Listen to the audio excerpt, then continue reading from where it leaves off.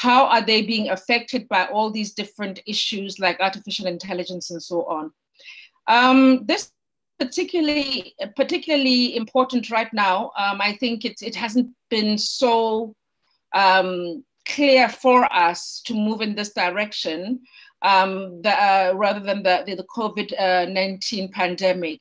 We are faced with all sorts of ethical issues regarding, in Botswana, for example, we're dealing even with issues of disclosure, which I find really interesting. You might be grappling with issues like that in your own environments. One side is saying, let's disclose, others are saying, don't. And so there's this tug of war between policymakers and actual practitioners, and then the patients themselves or potential patients. So this is why this is such a very, very important introductory workshop. I'm really hoping that we can make gain a lot of ground today. I know the time is limited, but I look forward to seeing the deliberations from this workshop. I'm not going to take much more time, as Divine says. The project is funded by Carnegie Corporation of New York, and we would like to extend our thanks to the corporation for their assistance, particularly Claudia Fritelli and Aloya Elwadi, the program officers who are in charge of this grant. We also extend our thanks to the University of Cape Town, particularly the DVC's interest in the humanities. We thank the Dean and her Deputy Dean for strategic thinking in recentering HUMA. As we know, HUMA has had a new, very good injection of energy from Divine and his associates. We really appreciate this. And to all of you around the world, I think we couldn't get closer than now. I'm so glad to see that we're from far. I heard somebody say good morning. I'm assuming they're on the other side of the world. And we really appreciate everybody giving their energies to build this ambitious idea that we are envisaging at HUMA. So as you know, this is the beginning of a series of intellectual activities that HUMA will be holding in 2021.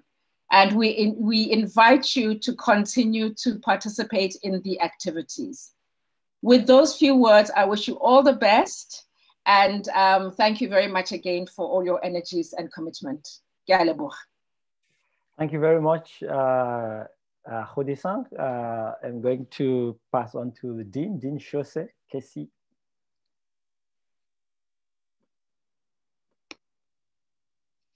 Okay, can you hear me? We can hear you very well.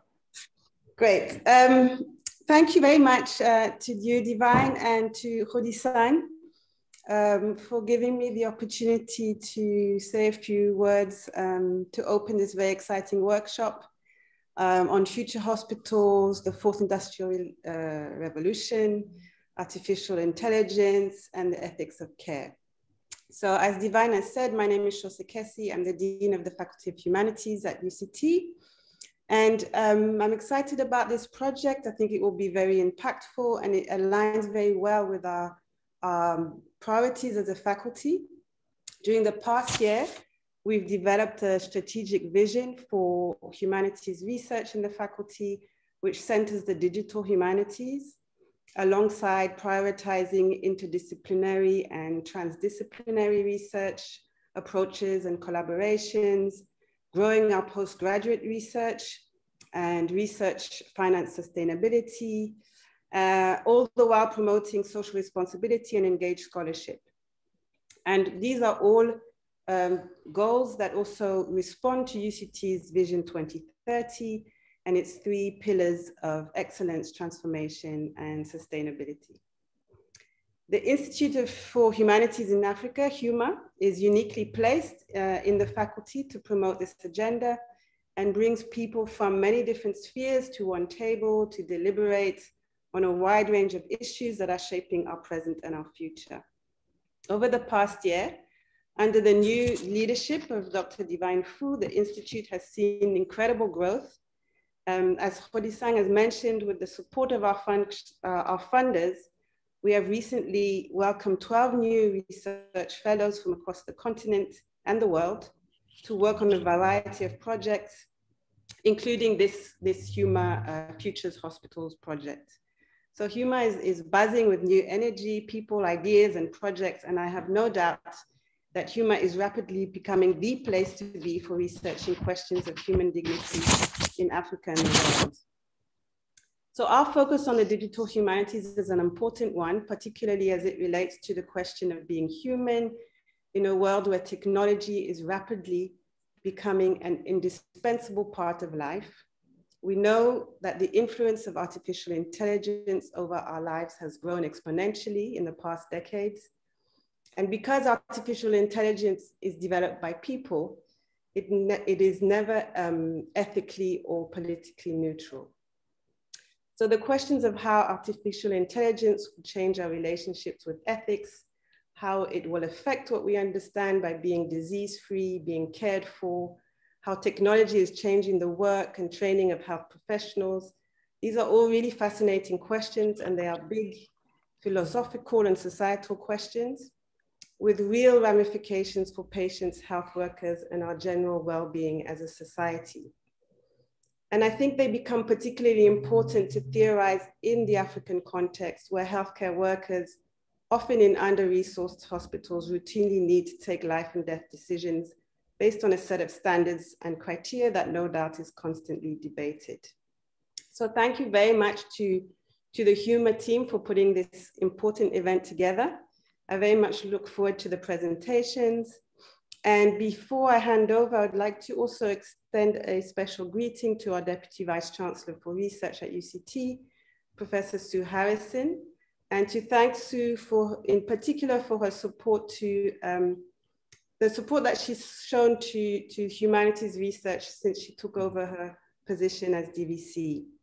And I also wish to thank Claudia and Aloya of the Carnegie Corporation of New York, who are funding this project. Thank you for your generous support to the faculty, and I look forward to an ongoing fruitful relationship. Lastly, thank you to all our presenters, and for all of you who are participating today. I'm sure we'll leave the workshop intrigued, informed, equipped with new knowledge and ideas and arguments with which to ponder the critical issues of care and ethics in our hospitals of the near future. Thanks very much, Divine. Thank you very much, Jose. We really appreciate. We're going to pass on to the Deputy Vice Chancellor of Research, Professor Sue Harrison. Sue. Thanks, Divine. Thanks, Divine, and thanks for having me as part of your proceedings this afternoon.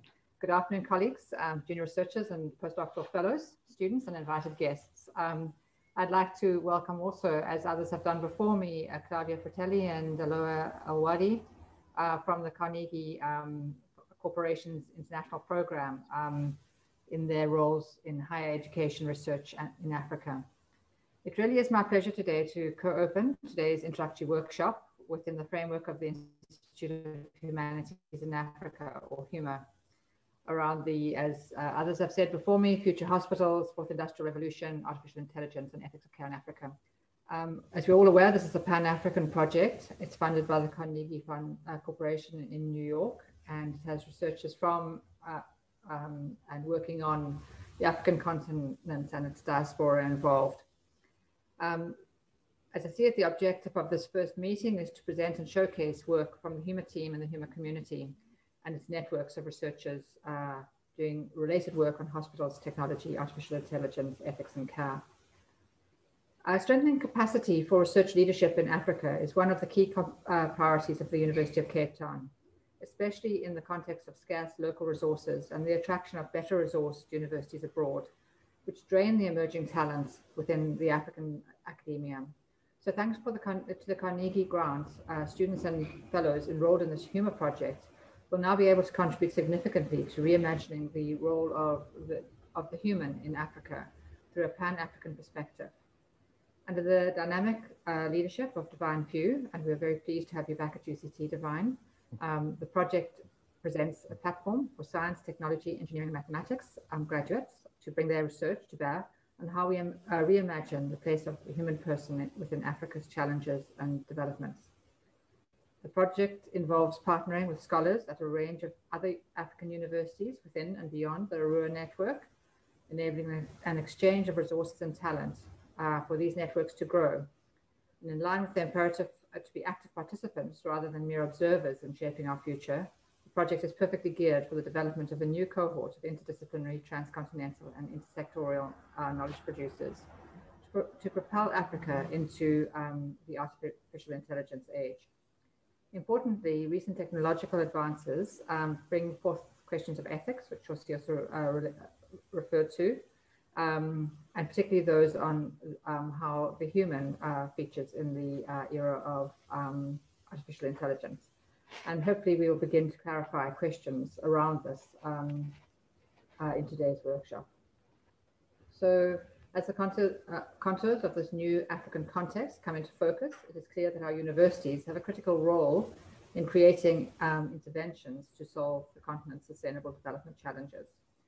And so it's fitting that the Pan-African collaboration, such as this HUMA Carnegie project, is at the heart of UCT's research and internationalization strategy.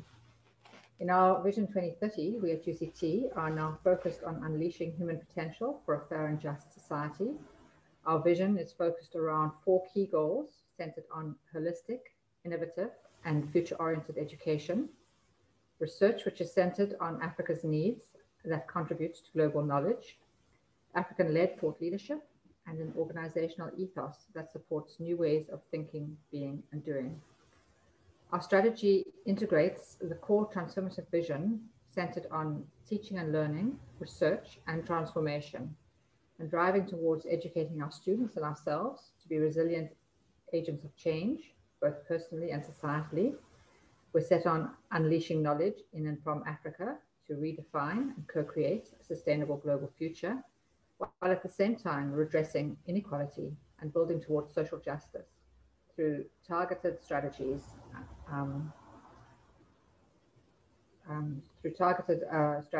around giving voice and agency, amplifying voice and agency, and returning dignity. So ours is an ambitious vision, and it's centered on cooperation, African-based thought leadership, and sharing this globally, and it's firmly centered in Africa. And in closing, I'd just like to refer to another new humanities initiative, which also demonstrates the shift into African-centered 21st century thinking. And this is the hub for innovative inter and transdisciplinary digital projects that through their design engage critically with the colonial notion of the archive and produce digital formats with affordances beyond the simple digital accessibility. So over and above the practice of making material accessible by digitizing it, the impetus is to produce interdisciplinary scholarship, which is embedded on how existing material is curated, interpreted, and preserved. Not only is this initiative enhancing the digital humanities, but it's also providing the libraries with an opportunity to assess and adjust their capabilities in terms of long-term accession and preservation of such digital products. So as Deputy Vice Chancellor and in collaboration with the faculty leadership, I am committed to ensuring that humanities takes its rightful place in UCT's thinking about research. And I was well known to say when I directed the Future Water program, that Future Water as an interdisciplinary institute would rise or fall based on the involvement of the humanities, and I firmly believe that. So my engagement with you today strengthens my confidence in this interdisciplinary journey and my belief that it's well on its way. And I thank you for the privilege of now declaring this workshop open. Thank you, Divine. Thank you very much, Sue. I should say that I was part of the Future Water Institute at the start, and I really benefited from the interdisciplinary approach and framework that Sue had introduced. Thank you very much, Sue, and also thank you for the support to the humanities during your tenure. We really appreciate it. Claude, I'm going to ask Claudia Fritelli from the Carnegie Corporation, to tell us a few words before we begin talking. Thanks, Claude.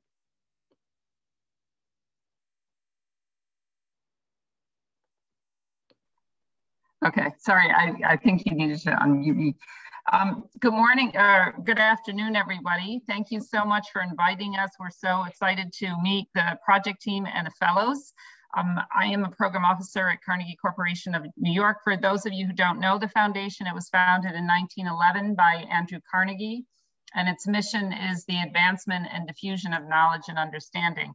So this project came through our our higher education and research in Africa program.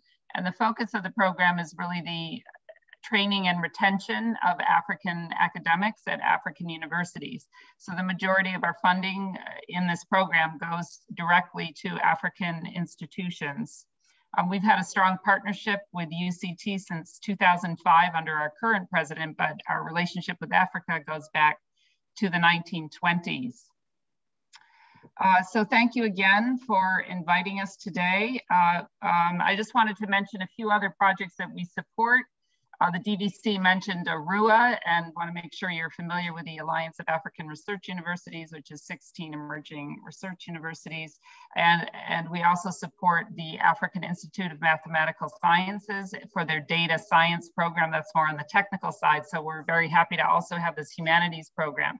The the foundation, which we call a corporation, cares very much about the humanities. Our current president is a historian, and we also support the African Humanities program, which you might want to familiarize yourself. It's supported by ACLS, and it provides support for emerging academics in the humanities. So just let me take a minute to introduce Aloya. She might want to say a few words, since you may be interacting with her as well during the project, but we're really excited to hear from all of you today. So thank you so much. Thank you, Claudia. Aloya, good to see Aloya is here. Hi, Aloya.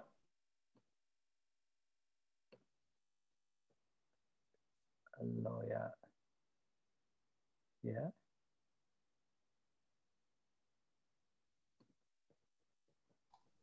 Her microphone is not on. No, yeah, it wouldn't let me unmute myself. Hi, everyone. Sorry. It's okay. Hi, Divine. Good afternoon, everyone. Yeah, thanks, Claudia, for the introduction. And I also want to thank everyone for taking the time and really educating us about the work that you're doing from the bios and everything. It sounds really like you're doing really interesting work. Just to expand a bit about our program. So Claudia had mentioned the African Humanities program, which is hosted by the ACLS. That will actually be in its final round of competition, but it is going to have an African home in the African Humanities Association. So Professor Sue, I'll be happy to share an update on that with you because they do a lot of work on digital humanities. Two programs I wanted to highlight that are related to the workshop today is APHRC, the African Population Health and Research Council, actually hosts something called CARTA, and that is focused on population health studies, and it is a doctoral training network that has a very, I would say, sophisticated host of mentors and supervisors to guide the program, and that might be related to some of the work that the fellows are doing.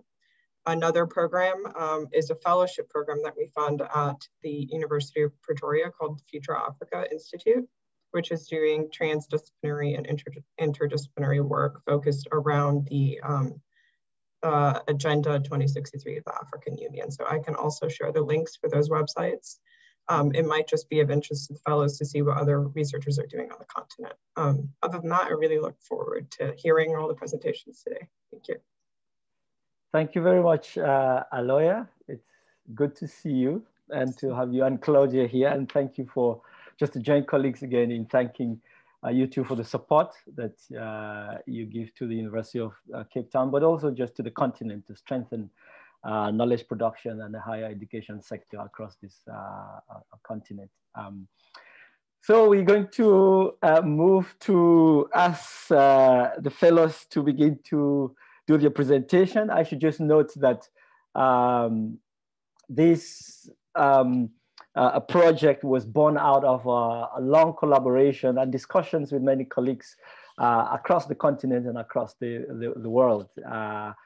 It is important to acknowledge that this is a collaborative and a collective project. And we were just interested in asking what the ethical life of algorithms are, and what the ethical life of technologies are, and what it would mean, you know, to imagine this continent in the next 50 years, especially given the rapid changes and transformations that are happening within the space of technology. So we chose the hospital not just as the only place, you know, site to do this work, but as a site to enter, to begin to ask the kinds of questions that are important for or necessary for us to understand, to know how to contribute and how to participate, you know, in this new hype called Fourth Industrial Revolution or artificial intelligence. And why we chose the hospital is also because of really the centricity or the centrality of the hospital, of health, in imagining our lives, or in thinking about the better life, and also given HUMA's key focus on the question of being human. It was just perfect. And coincidentally, COVID-19 happened, and it made it even more important, you know, to focus on this question, you know, of health, you know, and the hospital.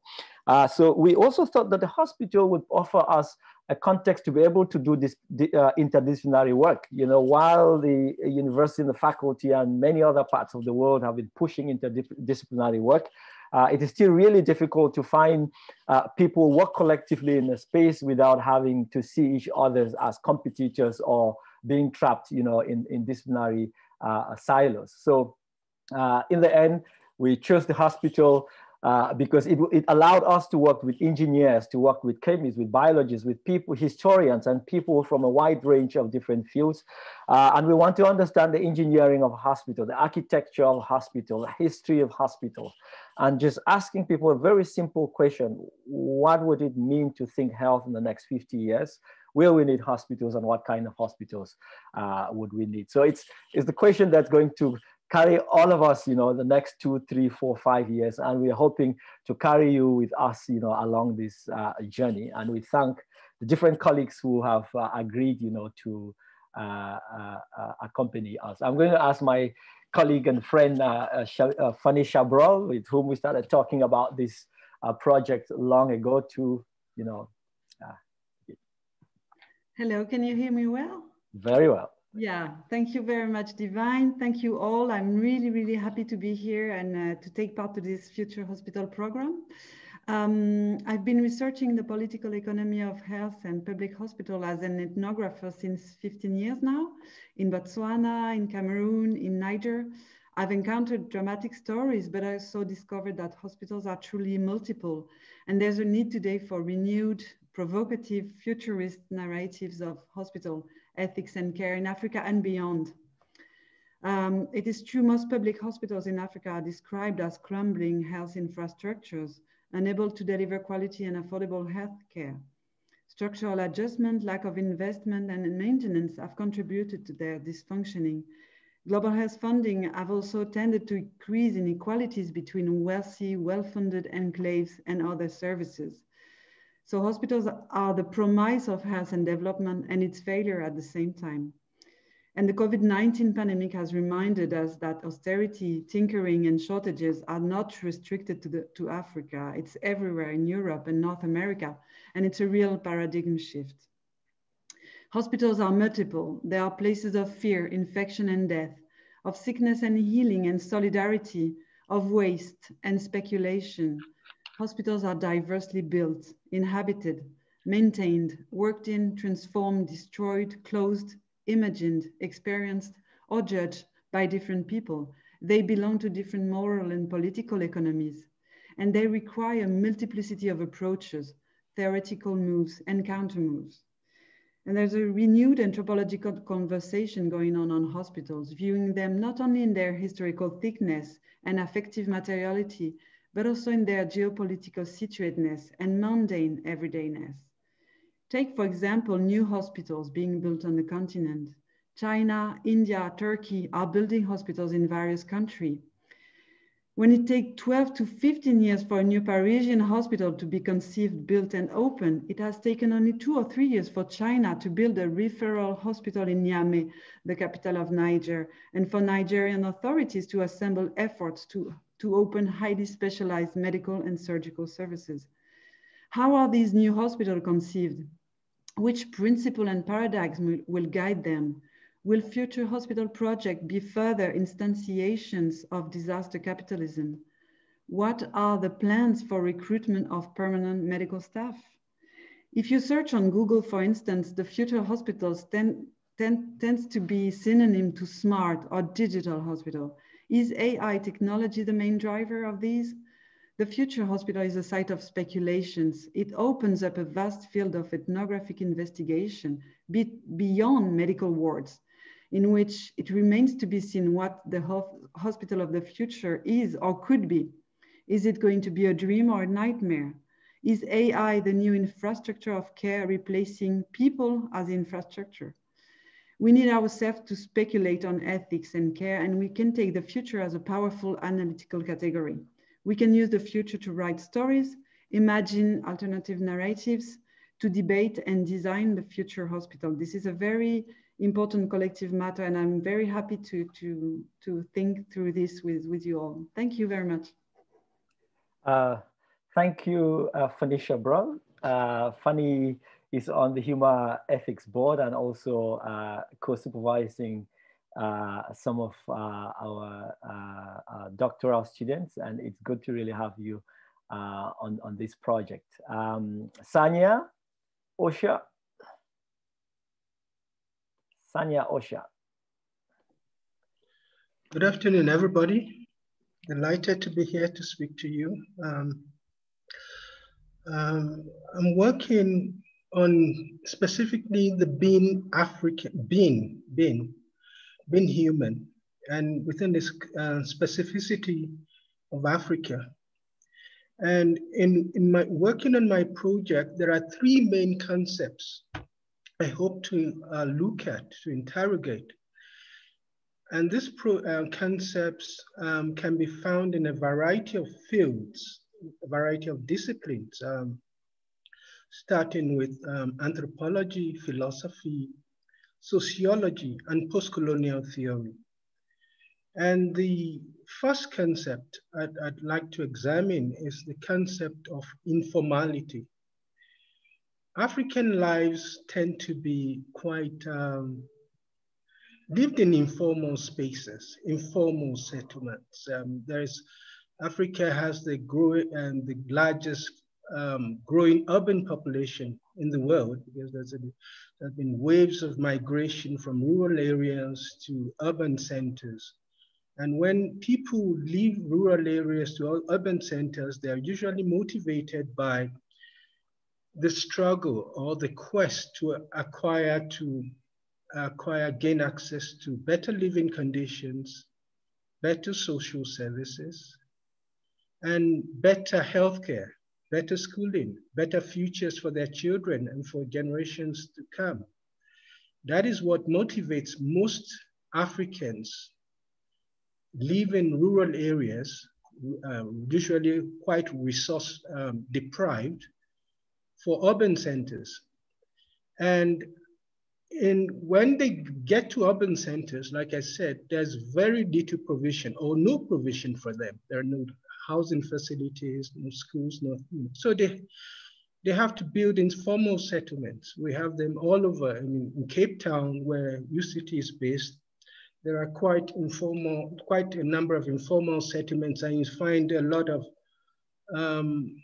desperate people, seeking access to better housing, better facilities, better job opportunities.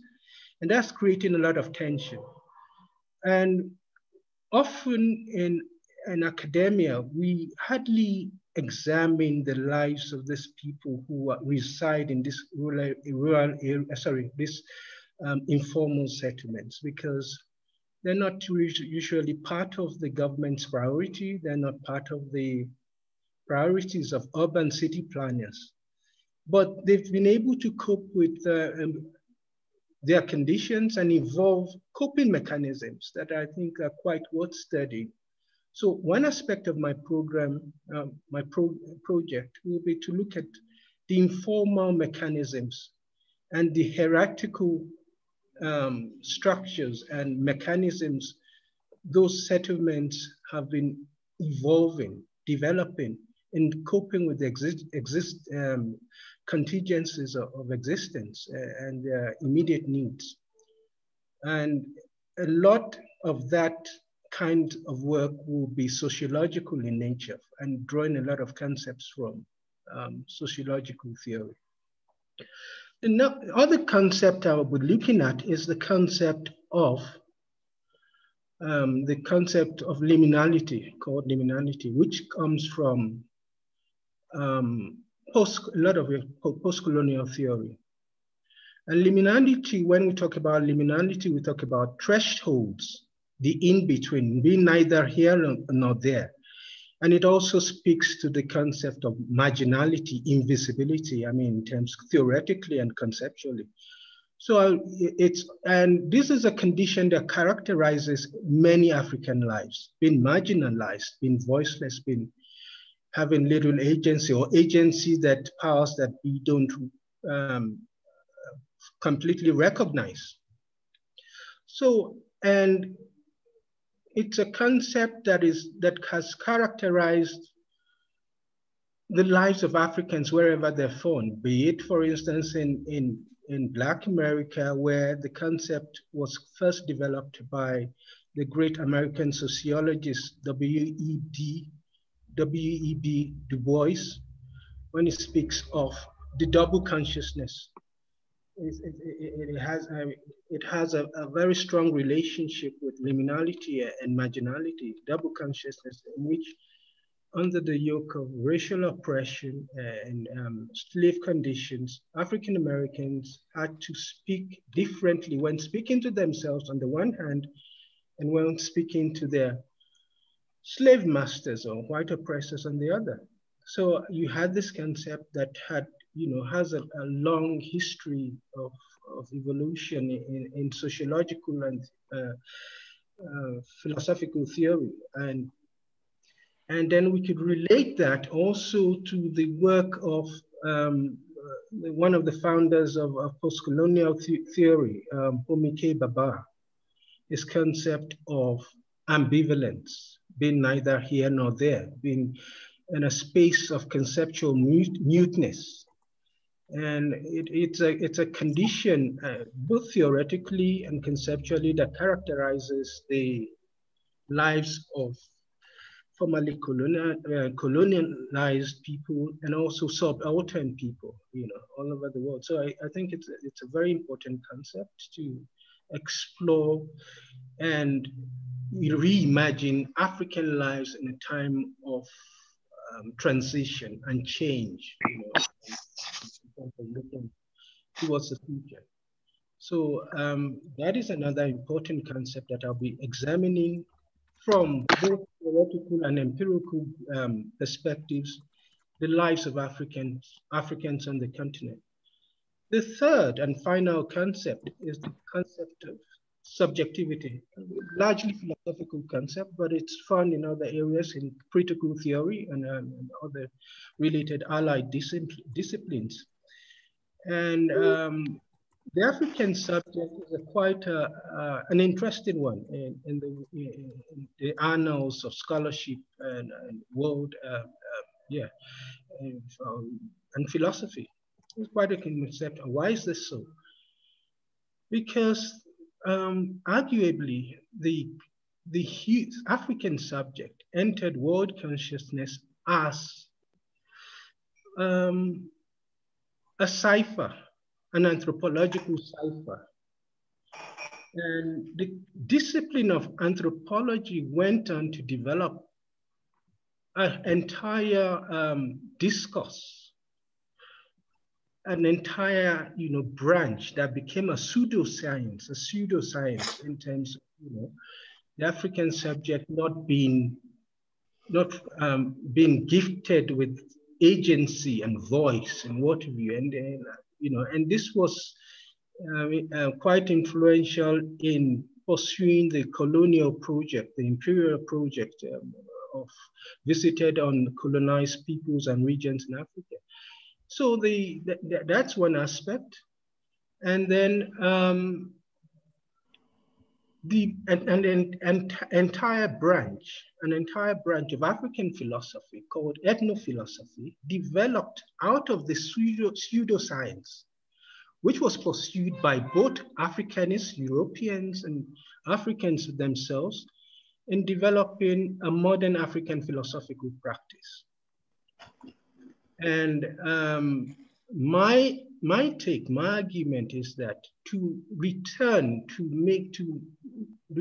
African philosophy to its proper trajectory, for it to develop an important voice and to fulfill its mission and destiny, it will have to return to its proto-history.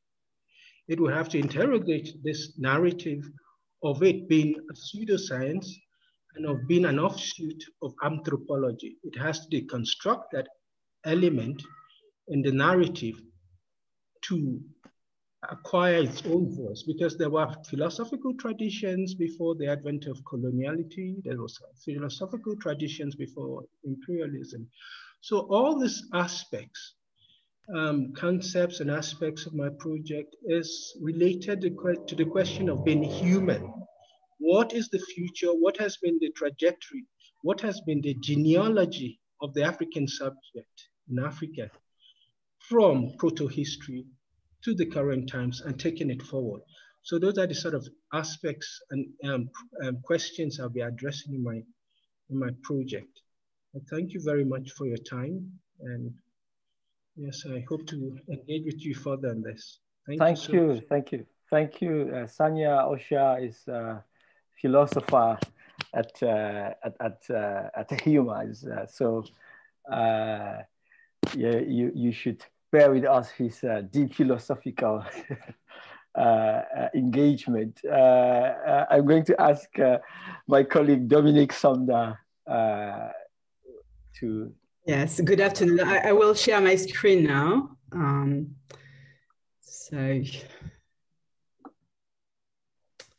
Okay.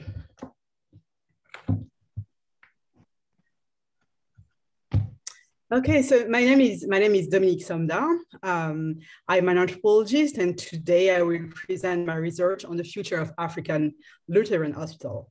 This is a project about technology, Christian morality, and the imagination of the future in African communities.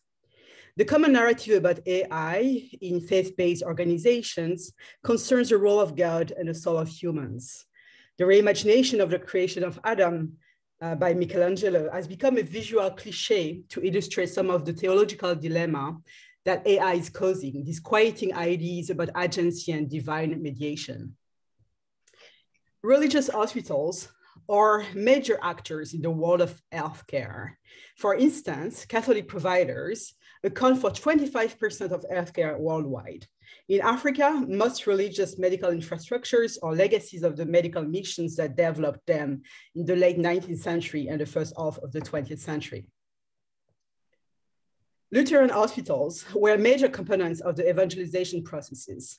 Biomedicine and medical technology aim to display the glory of God and to inspire conversions. Hospitals were also humanitarian justifications for the intrusion of foreign missionaries in local communities. There's an important network of Lutheran hospitals and clinics in Africa. They are implanted in a dozen of countries. Some of the local Lutheran healthcare organizations have initiated South-South collaboration with practitioners circulating between different countries for training and exchanges purposes. Lutheran healthcare system receives financial and technical support from multiple sources. Many of the largest donors are Lutheran organizations such as ELCA, Lutheran World Federation, and NGOs such as GLM, Global Health Ministries. Madagascar has one of the largest networks of Lutheran hospitals and clinics. Alpha, the healthcare department of the Malagasy Lutheran Church, is the largest healthcare provider in the country. Salfa's motto is "We treat and Jesus cures." The southernmost hospital is the Hospital of Malambar, the first one created by the Lutheran American Mission. Malambar is a small town in central Anush, where I have conducted research for almost 20 years. Although it has a long royal and colonial history, it is mostly known today for its hospital that was inaugurated in 1958. Its economy and morality are built around the institution. The hospital is a moral space that disciplines the bodies of the patients, the bodies of the staff as well, and the entire communities that lives in its vicinity. CEFAM, the Lutheran nursing schools, used to be located in Malambar, but was relocated in central Madagascar a few years back. Students learn technical skills and receive spiritual and moral guidance. They are required to be Christian and to remain single during their studies. Biomedicine coexists in Madagascar with spiritual centers where patients are treated through prayers and exorcisms. Medical technology and the spiritual powers have endured a century-long rivalry in Lutheran healthcare. The picture featured here, Malagasy spiritual healers, the Pianji, which is another name for shepherd. My second case study is the much smaller Lutheran healthcare system in Liberia. It offers a unique example due to the tragedies of the past decades that have included a murderous civil war and an Ebola outbreak. Both have presented immense public health challenges. Liberia has two Lutheran hospitals, the Curran Hospital in the northwest and the Phoebe Hospital in north of Monrovia. Phoebe Hospital, pictured here, is the second largest hospital in Liberia. It lacks electricity and its mortality rate has increased greatly during the last 5 years. The dominant narrative is one of deterioration and loss. In both countries, there's a reduced access to financial resources for social and health enterprises. Therefore, AI has so far played extremely marginal role in the healthcare system, public or private alike. The drone here was part of an AI experiment to monitor TB patients located in a remote community on the east coast of Madagascar. It was conducted as a joint project involving North American universities. Efforts in digitization are made to strengthen the health information system in collaboration with mobile network operators, as well as the mobile-enabled insurance and the digital financial inclusion to support existing healthcare providers. In Madagascar, the approach funded by USAID equipped hundreds of primary healthcare centers and information and communication technology. In Liberia, the My Hero platform was born as a response to the Ebola outbreak and is currently being scaled up and used in neighboring countries to face the COVID crisis. So here is another version of the creation of Adam. This time, the human hand has become digital. This illustrates an article from a Lutheran website on technology and faith. I will document the debates on AI, digital health within the African Lutheran healthcare systems. I'd like to know pastoral, medical, and paramedical staff and patients envision the impact of recent and future technological innovations. Innovative technologies are embedded in sets of actions, meanings, and value. Nursing schools and nurse training will be one of my main sites of investigation. I also intend to explore what reverberates in the moral communities around hospitals and nursing schools. Community health practices will be another object for my ethnographic research. To track the continuities and discontinuities brought through by the fourth industrial revolution in Lutheran hospitals and schools, I will also continue to work in the missionary and faith-based organizations' archives. The anthropology of the future also required a study of the past. Thank you. Thank you, Dominique. There is a colleague, Amina Suleimani, who is supposed to be here, but she was in Kenya and is actually at the airport on her way back to Morocco. She was doing work in Kenya and is on her way back to Morocco. But she had made a presentation that we are going to just put up now. She works very closely with Dominique, who is coordinating the PhD fellowship program at HUMA. So thank you very much, Dominique. I'm just going to play this. Affiliated to HUMA and to the UC. Missed that back. Hi, I am Amina Suleimani, and I'm a doctoral fellow affiliated to HUMA and to the UCT Anthropology Department. My research is at the intersection of AI, hospitals, and care, with a particular focus on cancer research and diagnosis. Now, my research inquires about how space and class marginality of cancer patients influence their access to cancer care treatment in oncology wards in Morocco. And it intends to trace the ways in which the assemblage of an AI-driven cancer diagnosis of a newly introduced foreign biotech company has an impact on patients' access to cancer treatment. Now, Morocco's context is worth examining. Morocco's hospitals share many commonalities with hospitals across the African continent, in which important machinery doesn't work, with common circulating narratives of people dying in emergency waiting rooms, narratives on the privatization of care, and also the privatization of hospitals, which has left many out of the equation of wellness.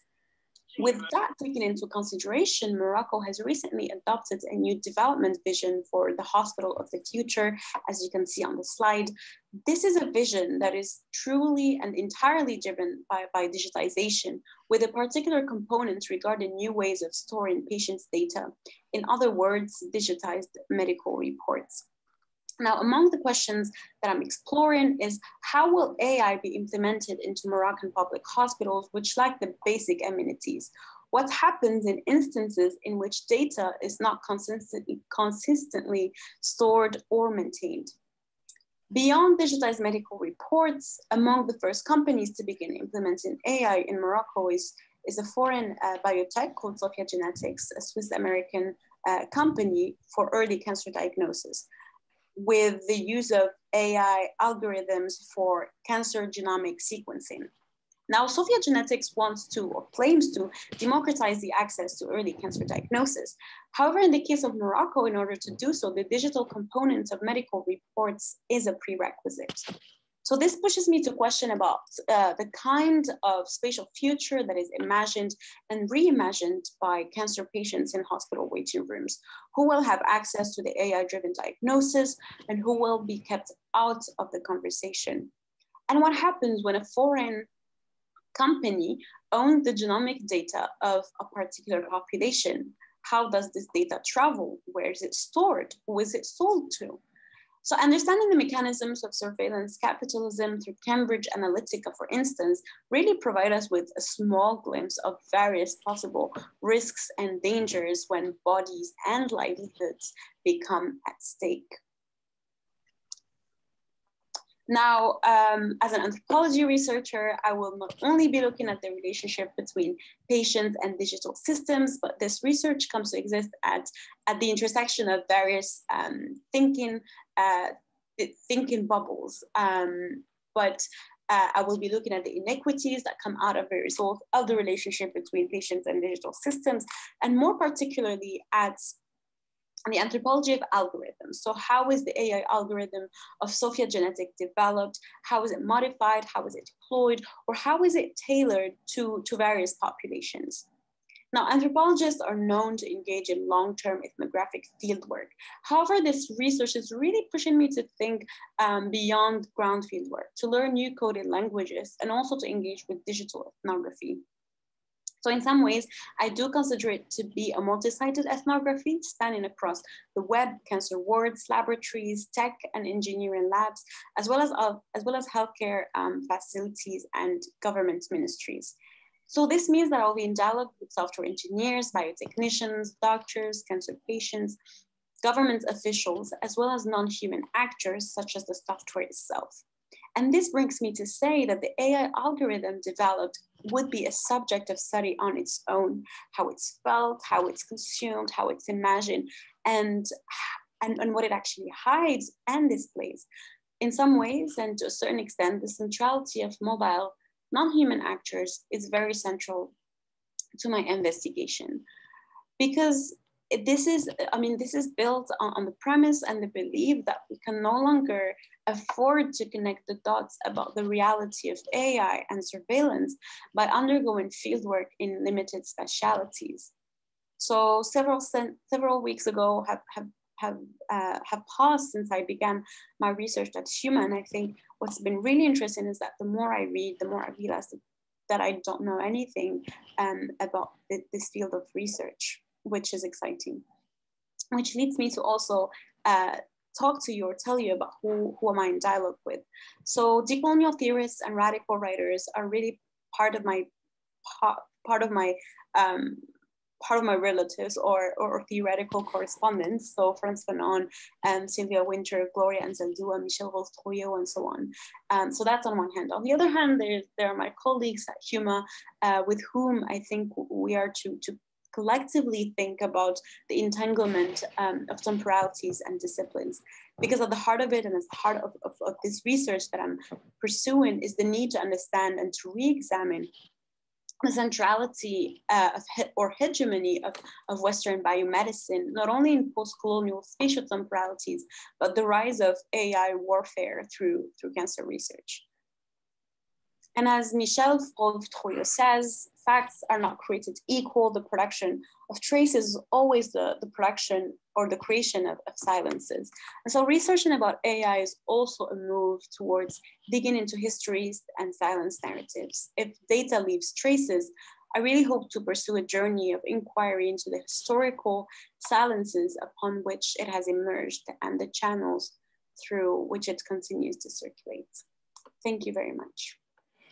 So thank you. That's colleague Amina Suleiman, who is from Morocco and was in Kenya and on her way back to Morocco after a field work. I'm going to ask my colleague Azza, if Azza is here. Azza. Great. Thank you very much, everyone. I'm really glad to meet you all today virtually, and I hope to meet you in person one day. So in my research, I'm interested in the growing usage of smart health applications and what does it say about the future of humanity in an algorithmic world. So I look at smart health as the introduction of smart technologies such as artificial intelligence, cloud computing, big data, and the Internet of Things in healthcare systems. It is also described as the new development in e-health, which refers to the provision of healthcare through electronic devices such as mobile phones, laptops, tablets, digital watches, and personal digital assistants. Besides, I'm interested in following the usage of smartphone applications for medical consultation in Rwanda and in the United Arab Emirates. Smart medical consultation is the communication between a patient and a virtual general practitioner, a nurse, and other healthcare providers via chatbots and video calls in both curative and preventive medicine. So by exploring the usage of smart health applications, I will address all the questions of how and to what extent is artificial intelligence integrated in healthcare systems in both cases. What are the socio-economic backdrops socio-economic backdrops of technologies, and what are the ethical and legal implications of the introductions of AI in medical consultation in Africa compared to the Middle East? So I am focusing on Babylon as one of the partners regarding the implementation of smart health policies in both cases.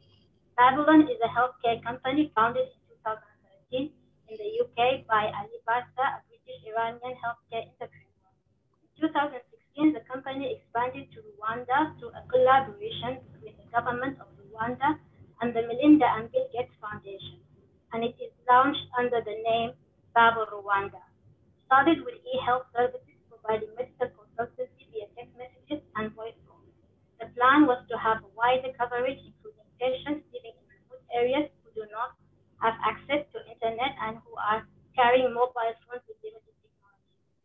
Last year, Babylon signed a 10-year contract with the Rwandan government to provide healthcare services in Rwanda for all Rwandans who are above the age of 12 through their basic health assurance program known as Mutual Santé. So in the contract, Babel will introduce smart health technologies in medical consultation, which is introducing artificial intelligence for virtual symptom checkers, triage, vigil, general practitioners, etc. Regarding the UAE, Babylon is among other partners who signed an agreement with the Dubai Health Authority to develop a government smart health application known as Doctor for Citizens, for all citizens or for every citizen. At the beginning, the service was available only for the citizens of the UAE. However, after the COVID-19 pandemic, Dubai Health Authorities expanded the virtual doctor service to include residents from other nationalities. One can observe how Babylon in each country has different trajectories of involvement. No doubt that Rwanda and the UAE are becoming leading countries in digitalization of healthcare in Africa and in the Middle East. However, the social, economic, ethical, and legal backdrops are entirely different, but at the same time, they set an interesting foundation for comparative research. In both cases, elements of techno-optimism are evident in the way artificial intelligence technologies are depicted as offering innovative solutions and practices to boost healthcare systems by improving medical supplies and services, which in turn improves the everyday life and the well-being, especially in places where medical services are inadequate or inaccessible. Both cases raise a fundamental inquiry of what does it mean to be a human in an algorithmic world. They provide a complex scenario of human-algorithm interaction and its implication on healthcare, as well as on being a human in a context where artificial intelligence technologies are thriving. In this research, I am anticipating to prompt discussions on healthcare systems regarding the direction in which they are moving, and can we imagine a new scholarly on healthcare informed by artificial intelligence? Thank you very much. Thank you, Azza. Azza is a colleague is currently, she is at HUMA, but because of COVID, currently based stuck in Germany. She's coming to us from Sudan, and we'll be working in Rwanda and in the Middle East. And it's just to note that we are building relations with our colleagues at the University of Global Health, with Denise Renier, who should be here, to try to facilitate, that work. I'm just going to put the link to some of the projects if you need more insights, but we are also going to put more content also on the website so you can have access to it. But if you click on the link in the chat box, you're going to find many of the projects or summaries for the projects. Thank you, Azza. Mimi?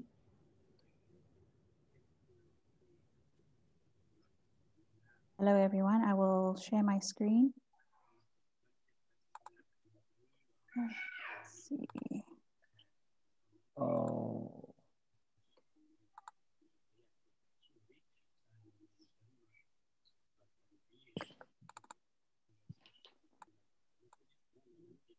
Oh.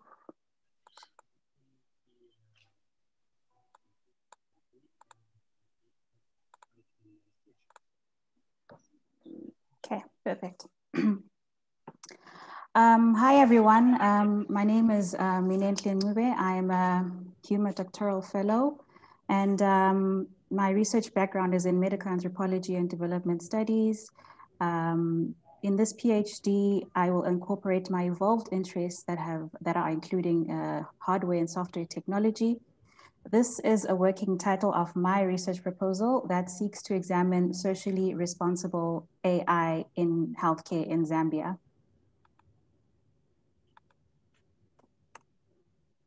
Artificial intelligence refers to the automation of activities associated with human thinking, such as learning, problem solving, and decision making.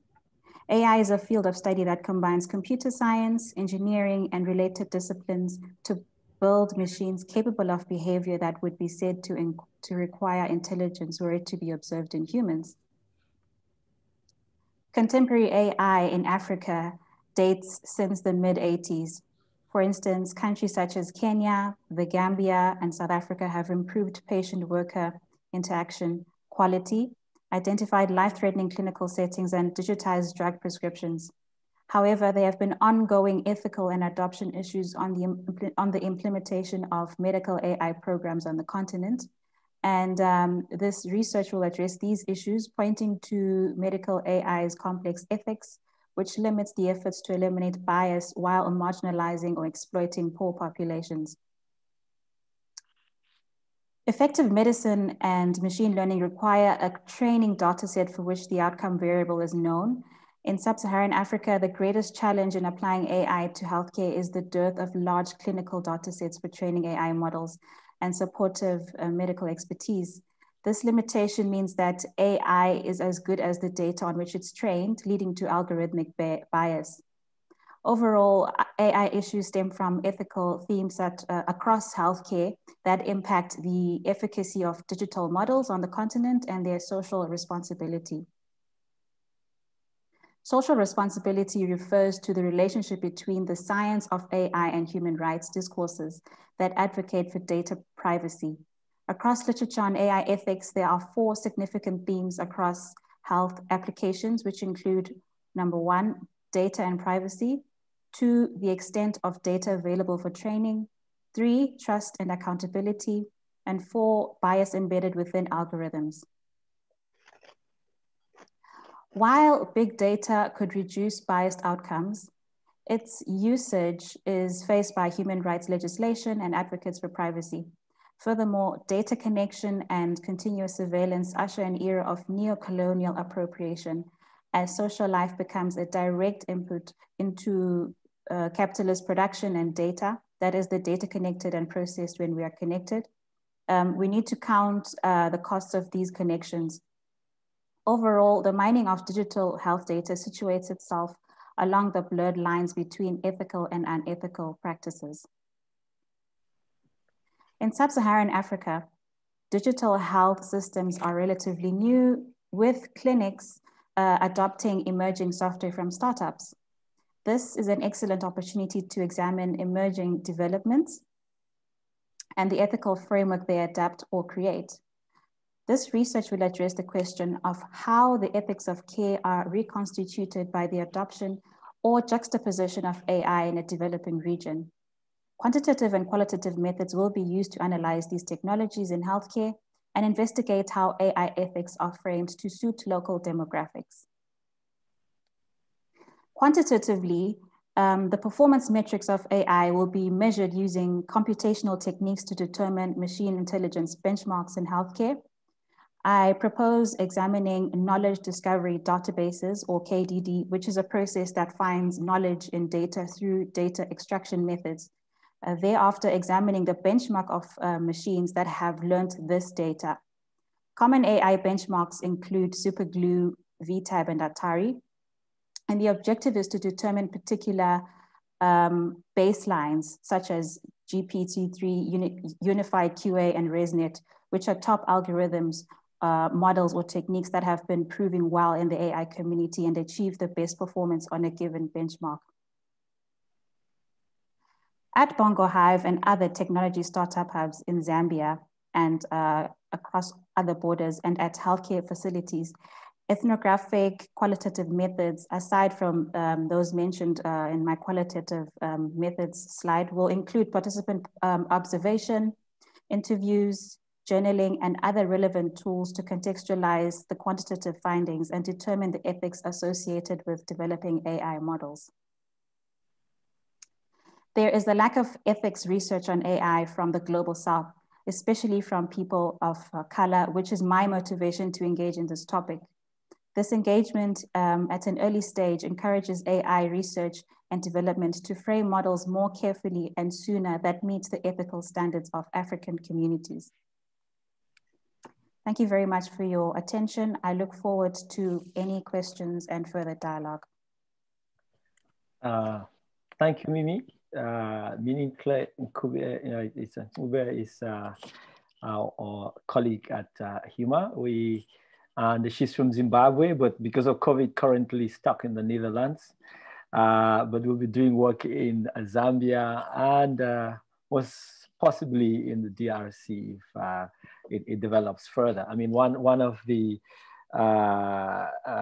issues we are responding to is this notion that when Africans must be located and do research within a specific geography. So this a practice of transcending borders and beginning to have knowledge circulate, especially within this context of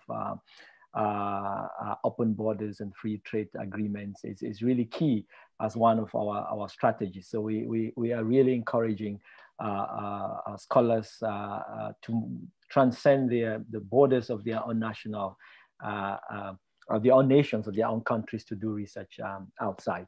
Thank you, Mimi. Chikezi? Thank you, Divine. Yes, thank you, Divine. I hope you can hear me. We can hear you, Chikezi. Okay. Thank you. I'm going to share my screen. Good evening, everyone. It's a pleasure to be here and to share some of my reflections on my postdoctoral research with HUMA. 1 second.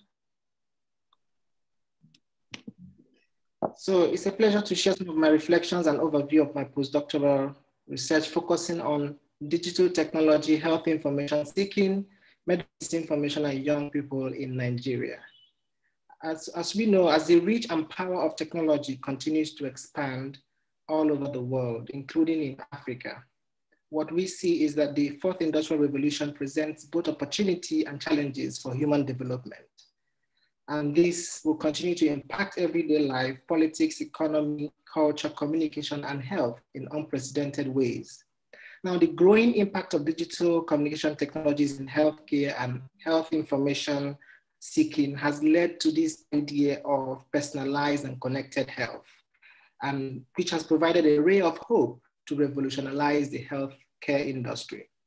And in developing countries, the impact of technology on health is growing, and also research in this area is emerging. The ubiquity and popularity of digital technologies such as the internet, mobile devices, and social media has made access to health information easier and quicker, even in developing countries. But what we see is as the impact of technology continues to spread in African countries, the internet and social networks are heavily relied on for health information seeking and health communication. This reliance results in a number of issues, one of which is medical misinformation or health-related fake news. And the COVID-19 pandemic has really exposed the deficiencies in the health systems in African countries, and also deepened the discourse around medical misinformation or health-related fake news, further raising the concerns about its public health implications. The Director General of WHO,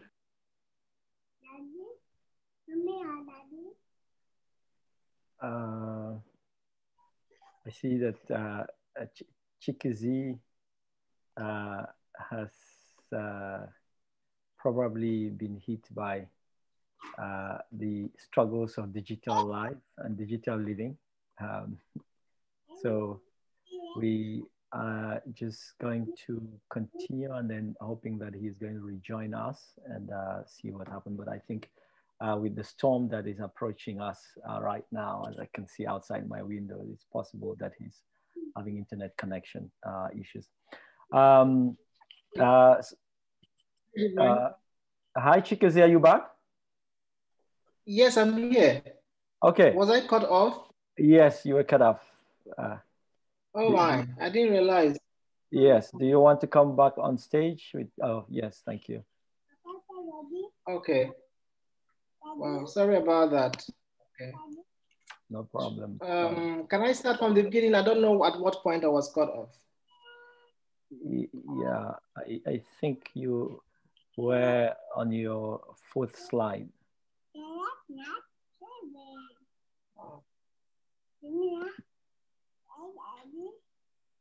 Okay. So the WHO Director General has recently said that the world was not just fighting a pandemic, but also an infodemic. The term has been used to describe a global epidemic of deliberate dissemination of false information. But we find that the consumption, reception, and motivations for consuming and sharing fake news have been a focus of research in recent times, but often in Western context. And so there's a limited number of studies existing in developing countries around the issue of fake news and disinformation generally. So this is a gap that my research will aim to fill, and I'm asking questions such as where and how do young people access health-related information in everyday life in Nigeria? What is the role of technology and socio-technical factors? What dimensions of health-related information or misinformation circulate on social media in Nigeria? And fourthly, how do young people make sense of misinformation on health? And finally, what does this mean for understanding of the future of health information technology and ethics of care in the fourth industrial revolution, and how the problem of medical misinformation could be mitigated? Now, the focus on Nigeria is critical because as the most populous African country, it occupies a vantage position in Africa's journey into the fourth industrial revolution and its impact on the important area of health. And in recent, my study will adopt a mixed methods approach by employing a combination of survey and virtual ethnography. The virtual ethnography will be useful in studying the online lived experience of young people around conversations on health and health-related misinformation, conspiracies, or fake news. And my study is really, taking a youth-centered approach as it allows for direct interaction with young people and positions them as those who have agency. And because of their proclivity to access a wider range of digital technologies. And young people really are described as informavores. We're describing the ways in which they are actively seeking, gathering, consuming, and sharing information for satisfying diverse needs. I mean, unlike the older adults, often regarded as technologically clumsy or late adopters of technology. Now, with the growth and diffusion of digital technology, many people, particularly young people still, are relying on the internet and social media as health information sources, especially for health conditions. But this is even made more complicated by a debilitating culture of self-medication and poor health systems. Finally, given the complex relationship between technology and health in contemporary times and in consideration of the promises and pitfalls of health information technology in the age of 4IR, I propose to use to underpin my research within 3 theoretical frameworks: technology acceptance model, actor network theory, and health belief model. Thank you very much. Thank you, Chikezi. Chikezi, yeah, if you could just stop your sharing, close your screen.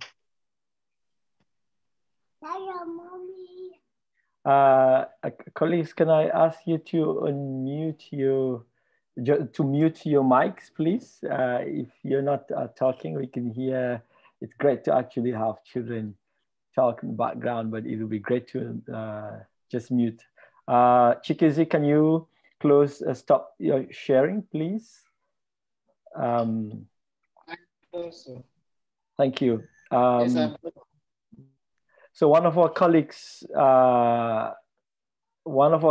has taken a break and is having a procedure this week, but she has left her presentation behind, and she really wants her work to be heard. She's working on Capo Verde. That's our colleague Fernanda Pinto de Almeida, who is coming from Brazil, and she's going to take a break away from her work for some time because she's undergoing a medical procedure. But she did leave a presentation, which I'm going to share with you.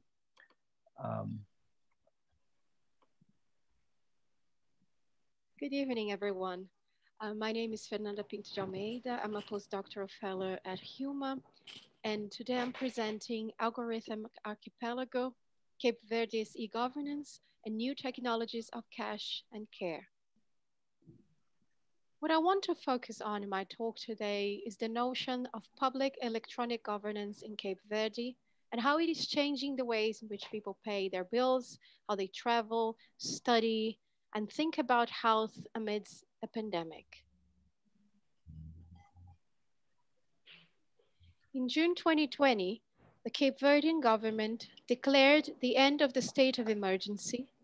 It made an appeal to those Cape Verdean living overseas to move back home and to help rebuild the country's economy. So part of the government's initiative to attract tech workers to the country was to create this public agency called Digital Cape Verde. Their brochure said, "Are you a Cape Verdean? Do you have a Cape Verdean relative? If so, come back home and help to build a successful digital future."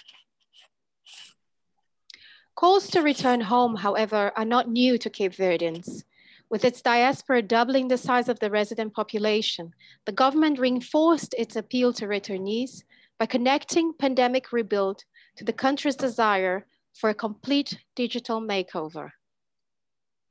My research project stems from my interest in mapping the transformations of public care through the country's digital remake. I examine how public agencies turn to the notion of e-governance and target tech workers by focusing on returnees and digital nomads. By tracing the government's interest in digitization and digital labor, I examine how tech startups and financial technology platforms aid in the fast transit of people, businesses, and money in Cape Verde and diaspora. How, I ask, does e-governance and people-centered innovation help to promote visibility to the country's digital profile? How does its aspiration to become a digital hub in the Atlantic converge with or diverge from the government's national care plan? To answer these questions, I look at the Digital Cape Verde program and its future vision of a so-called Cape Verde 2.0, and also interview stakeholders and builders of digital ecosystems. The Digital Cape Verde program promotes public and private partnerships and the concept of smart working through the international appeal to so-called ecosystem builders. This, I suggest, is not only technological phrasing. Administrators and tech startups surely do anticipate a literal transformation of the island's ecosystems by changing the character of this remote emerging economy into what some tech companies have optimistically called a digital gateway of Africa.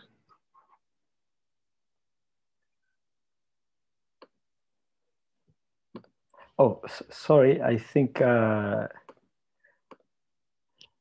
the fonts have shifted. I'm so sorry.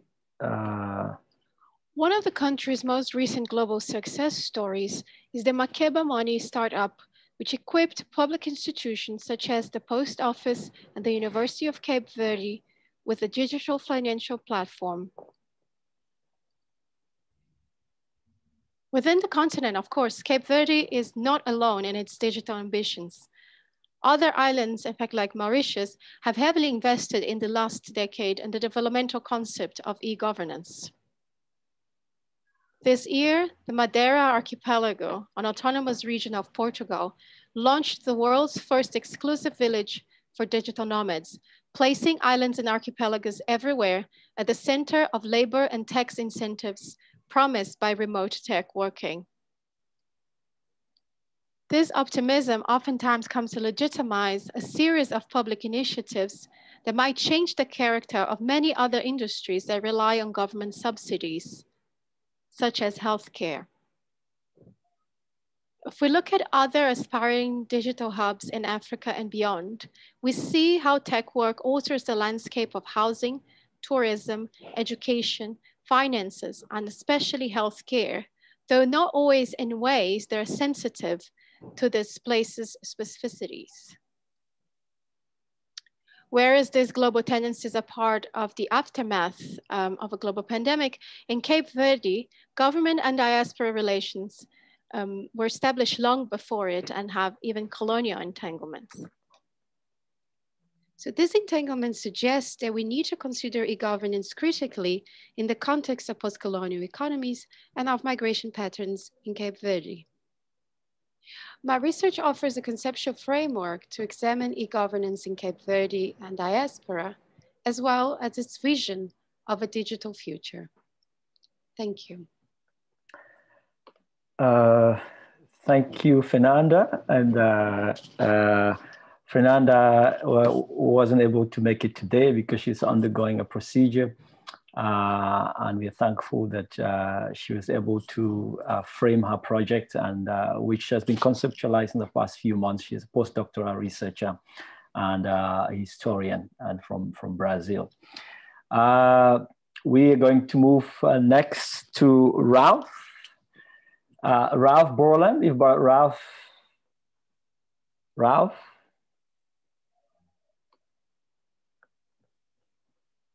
Is Ralph here?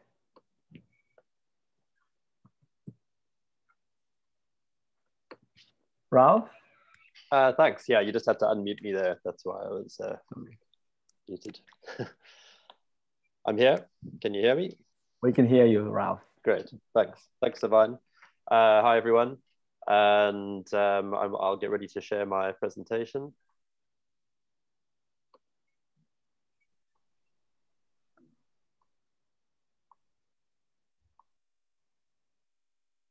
Okay. Oh, sorry. That is the end.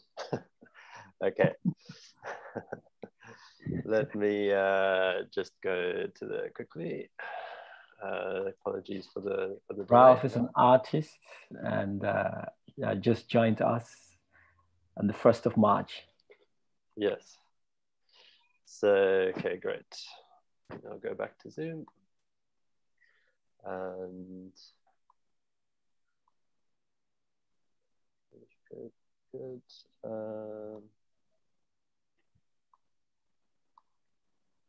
Okay, fantastic. There you go. And here we are. So my research proposal is titled Southern Narratives of the Future Hospital. My name is Ralph Borland. And as Divine said, I started a week ago. I haven't researched this area before, and I'll be using my multidisciplinary research background, which is in fine art. So I'll be using interventionist art and futures studies as my research methods. I'm also interested in the stories that are told through images. So this is the first Google search result for the term AI in healthcare. It's a stock image on the Forbes financial magazine website, and there's a lot of financial investment in AI. And it seems to say healthcare workers will have the world at their fingertips. And this is Groote Hospital here in Cape Town. My intention is to run workshops with healthcare workers in hospitals, a whole range of workers from doctors and nurses to administrators. And I'll be asking them what they know about AI and what their desires, fears, and dreams are about AI. And I'll be doing the same in Brazil. My experience in running workshops with diverse participants is from my project African Robots. And this is an image from the Harare International Festival of the Arts, where wire artists are taking apart Chinese toys from Brazil. These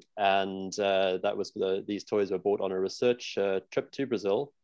And you'll see that I've also run workshops in Brazil where they have a very similar street art culture. And this workshop involves street wire artists with young technologists. And African Robots aims to bring together people from diverse backgrounds. This is a particular example in the FEMA craft market in Maputo, where there's a young engineering student on the left working with crafters. And so in relation to the work I'm proposing here, I want to bring together patients, doctors, nurses, security guards, cleaners, and facilitate interaction between all of them on the subject of AI and healthcare. And I'll be using approaches from interventionist art. This is an image of a project by Wochenklauser, interventionist art group, who held a series of workshops for sex workers, city policy makers, and drug advisors, where all participants were put on a boat and they went out into Lake Zurich and had their own secure workshop on the boat. And I'm also drawing on futures studies. So especially the area called ethnographic experiential futures. It's used by Stuart Candy at Carnegie Mellon, and he uses creative workshops for facilitating ideas about the future. In EXF, there's a process by which participants map their ideas about the future. So they speak about them, reveal them, they multiply them to show that there are multiple futures. They represent and mediate them through objects and artworks, and then they mount exhibitions to share the results of them with other people. Another future studies area I look at is futures action research. And Jose Ramos at University of Queensland is one of the people here. And he describes how the movement from the predictive area of future studies in the 50s and 60s through more critical eras until our current focus on action research as a means of future studies. And I'll be using popular fiction as one way of eliciting ideas about the future from participants. This is a still from the movie Sleep Dealer, a Mexican science fiction movie in which people in Mexico go to digital sweatshops where they operate robot maids and construction workers in the States.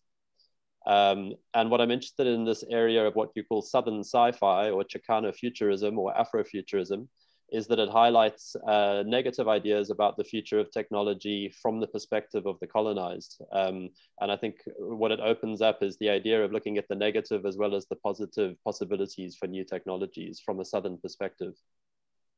I'm a speaker in April on a series by Global AI Narratives that's based at Cambridge University. This is their book cover, AI Narratives. And I'm interested in also calling on their ideas and this broader idea about the stories around AI, how they're conceived of in different cultures. This is an image actually from my PhD research, where it's Mickey Mouse as the magician's apprentice who bewitches a broom to do his work for him, and everything runs out of control. And this is a common theme in fairy tales in different cultures about magic objects that do your work for you, but they usually have negative consequences for their users. So it's one example of a popular idea about automation. This is the top Google search result for the term AI threat. And it shows, one of the main ideas about the threat of AI, which is that if we allow it to get out, it'll overcome humans. And people like Elon Musk have warned about the possibilities for AI destroying humanity in this way. And I'm interested in how you see technology represented as a humanoid robot, as you also see it in this image, which is the Google search result for AI diagnostic.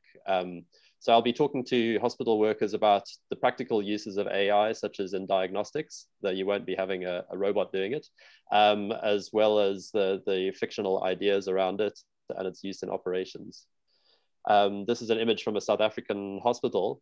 And what I'm hoping in running these workshops between a wide range of workers is that it might reflect back to the hospital itself useful information about how the different workers in the hospital perceive of AI.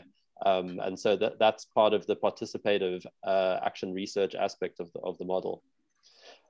This is a patient, Zoliswa Makana, who is dancing out of Groote Hospital after recovering from COVID. And I'm interested in using role-playing and acting within the workshops where someone might play the role of an AI bot talking to a patient, for example. This is a Brazilian hospital. One of the things I think is interesting is how similar hospitals can look in different parts of the world. So there's something about hospitals as this sort of semi-universal space, though of course there are differences as well. One of my intentions with the workshops, running them in South Africa and Brazil, is to compare and contrast between different southern locations. So, and also to foster solidarity between hospital workers in both sites. So thank you very much for listening to my presentation. If you have any suggestions for research or any questions, you can contact me on my email address, ralph.borland@gmail.com.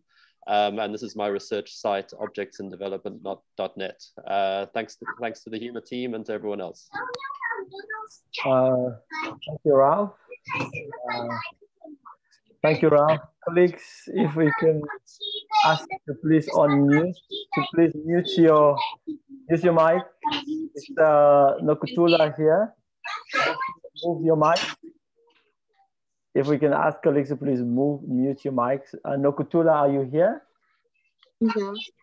Yeah, Nokutula is Nokutula started her work earlier with us and then left, but is working with us very closely in the law faculty, and her work is about law and AI. Over to you, Nokutula. Thanks, Stephen. Hi again, everyone. My research, first of all, I want to thank Minnie because Minnie actually gave a perfect introduction to AI. But my research is looking at this from the perspective of regulation and regulation of artificial intelligence in South Africa and under South Africa's constitution. Because South Africa's constitution is, renowned as one of the best in the world. So I am looking at what South Africa can contribute to the regulation of AI. And in a sense, it's looking at it from, a human rights-based perspective, which is closely linked to responsible AI. Responsible AI, which is focused really on the user and being, beneficial to society rather than just extracting data for financial gains. And regulation of AI, especially in terms of public use or public consumption. So in areas like healthcare, in areas like governance, and in areas like the judiciary. Now, my approach is, really qualitative in essence, because I want to look at what laws currently exist in South Africa. And, particularly, in other African countries, for instance, like Tunisia has, already instigated AI regulation. Countries like Kenya as well also they're in the introductory phases of introducing regulation for AI. But my approach when I mention qualitative is really to, bring the ideas per se of lawyers on one side and program developers or companies on the other side together. Because oftentimes you find that they are opposed in their approach. The lawyers want to regulate and they don't necessarily take into, account the practical effect of these regulations and if these regulations can actually be implemented. The programmers want to, innovate and develop and put their work into the market, but they don't per se, consider the human rights effects of these programs that go into the markets and, what the long-term effects could possibly be. So, my approach is to have interviews or focus groups wherein, developers can, give their perspective on if regulation is a viable, solution in AI development. And lawyers can also, hear from the other side what their take is, so that by the time it gets to policymakers and the legislature, it's a question of, okay, we've heard both sides, and how can we implement it in a way that actually works for both sides? So you don't want to stifle innovation on one end, but you also don't want to have legal gray areas and issues of ethics on the other end, because there is no regulation whatsoever. I think I'll just keep it short in that sense. So it's really looking at South Africa. It's having a comparative look at, one other African country that has already begun, regulation. And it's also looking at an international comparative lens on countries like Canada and, a country from the EU, like the Netherlands, that has already started this process. But essentially is to bring South Africa's voice out in this research and to hear what's going on the streets per se. But yes, thank you. That's about covers my research. Thank you very much, Thuli. So Thuli is a lawyer, and her project is really important in the way in which it centralizes it around legal issues, of AI. So the next set of presentations is going to be colleagues who will be closing off. May I still ask colleagues who are not speaking to please mute your mic. If you're not speaking, please mute your mic so that we can give space. Yeah, Fiona Russ, who is my colleague here and chairs the HUMA Ethics Board, is going to start these discussions around questions of ethical quandaries. Thank you. Great, great. Thank you very much. It's been wonderful to listen to all these happenings at HUMA. It's really, really exciting, and I've thoroughly enjoyed my evening. I want to kick off where Nokuthula left off, her question of the practical implications and the question of regulation. And I want to take us back a little bit, because I think it's quite useful sometimes to think of the context we are in with a little bit of historical hindsight. So I'm going to take you back a decade to a series of conversations that were held in HUMA in 2011, where Deborah Purcell and I set up a seminar program to think about ethical regulation and the complexities of regulation as they pertained to humanist research, to research with human subjects that's neither medical nor legal. We invited scholars of any kind to come and talk about the difference between codes of conduct as they appear in sort of formatted textual frameworks and their actual experiences in the field. They were invited to consider cases where their ethical groundings had come undone. And we asked them to consider their responses at the time and then to reflect on them with hindsight. And sometimes that hindsight was considerably long, many, many, many years. And what was tremendously exciting in that was the recognition that no matter how carefully domains are regulated, the human experience of relationship always counters, always produces its own quandaries, its own complexities. So our thought led us to questions about the complexities of responding to multiple codes of ethics that pertain in any given instance. In a given circumstance, which code of ethics is more powerful and more important? For example, should you be working in a hospital? Do the medical codes of regulation outweigh other codes of regulation, such as an anthropological one? And what if the codes themselves are not consistent, which is very, very common? We explored questions of subjectivity, the way that race, gender, class, identity, other identity markers factor into research and make research problems. We examined uncertainty and the terrains of decision-making.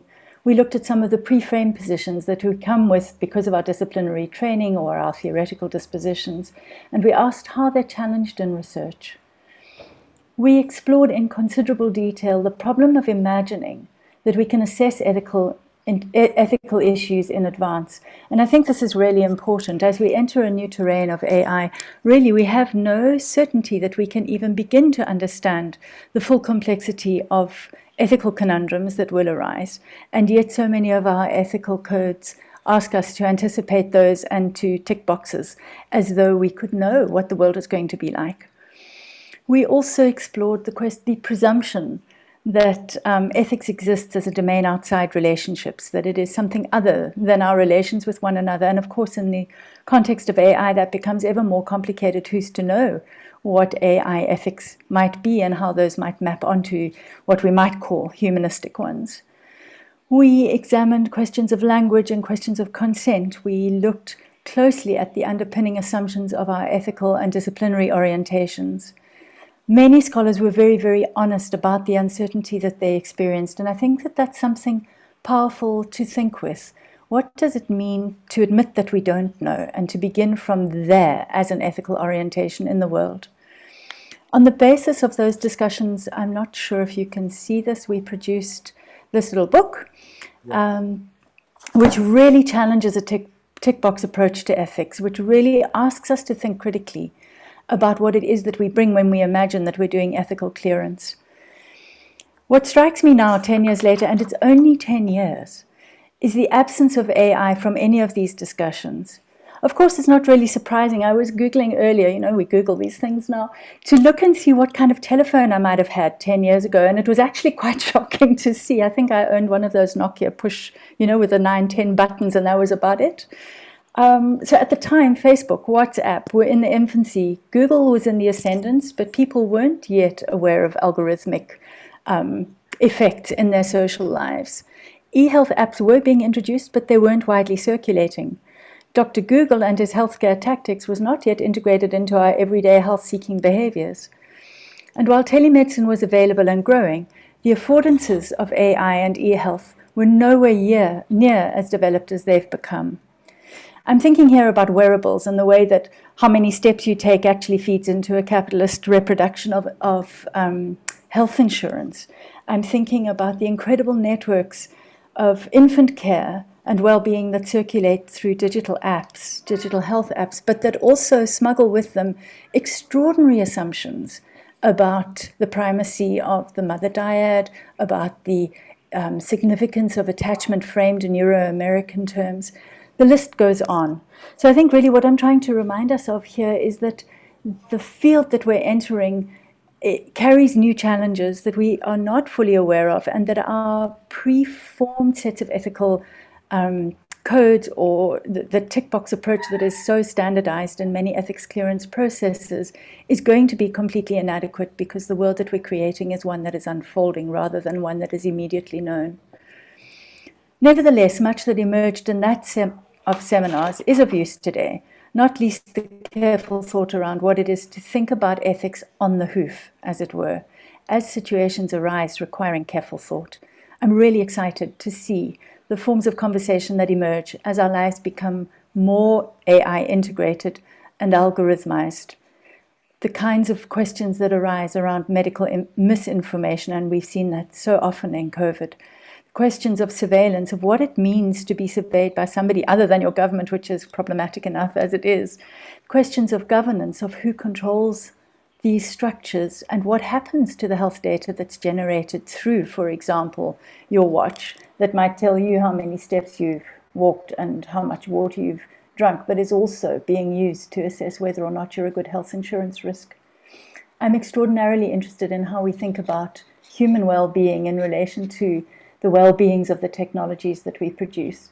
And although I'm an optimist by nature, I do think that it is sometimes worth asking the more pessimistic questions about where we might fail, so that we can consider those in advance.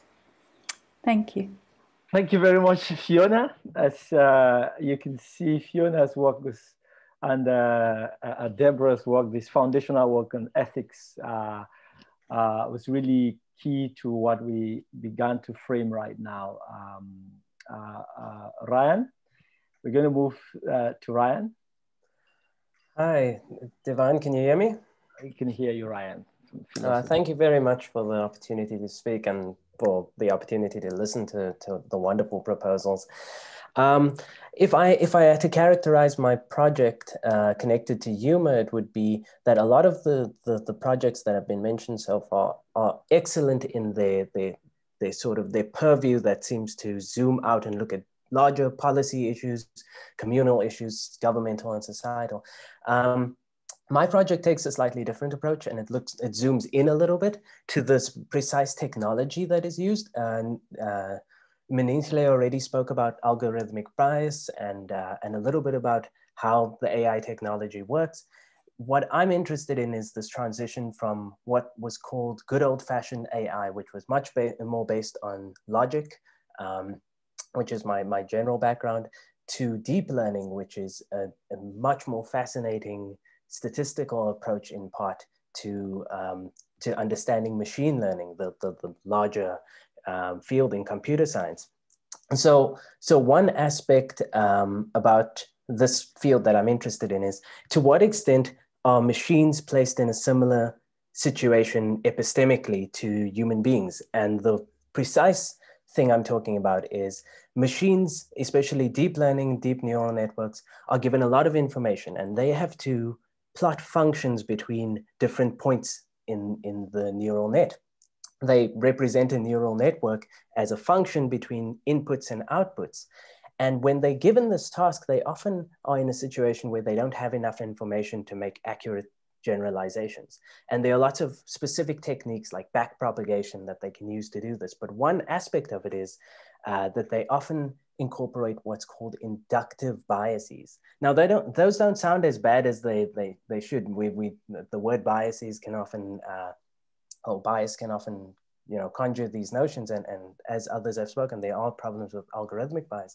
But an inductive bias can just be something as simple as, when faced with a data set, choose the simplest function between different points in the system. So you give an input of 2 and an output of 4, and you ask the machine, well, what calculation are we talking about here? What operation is this?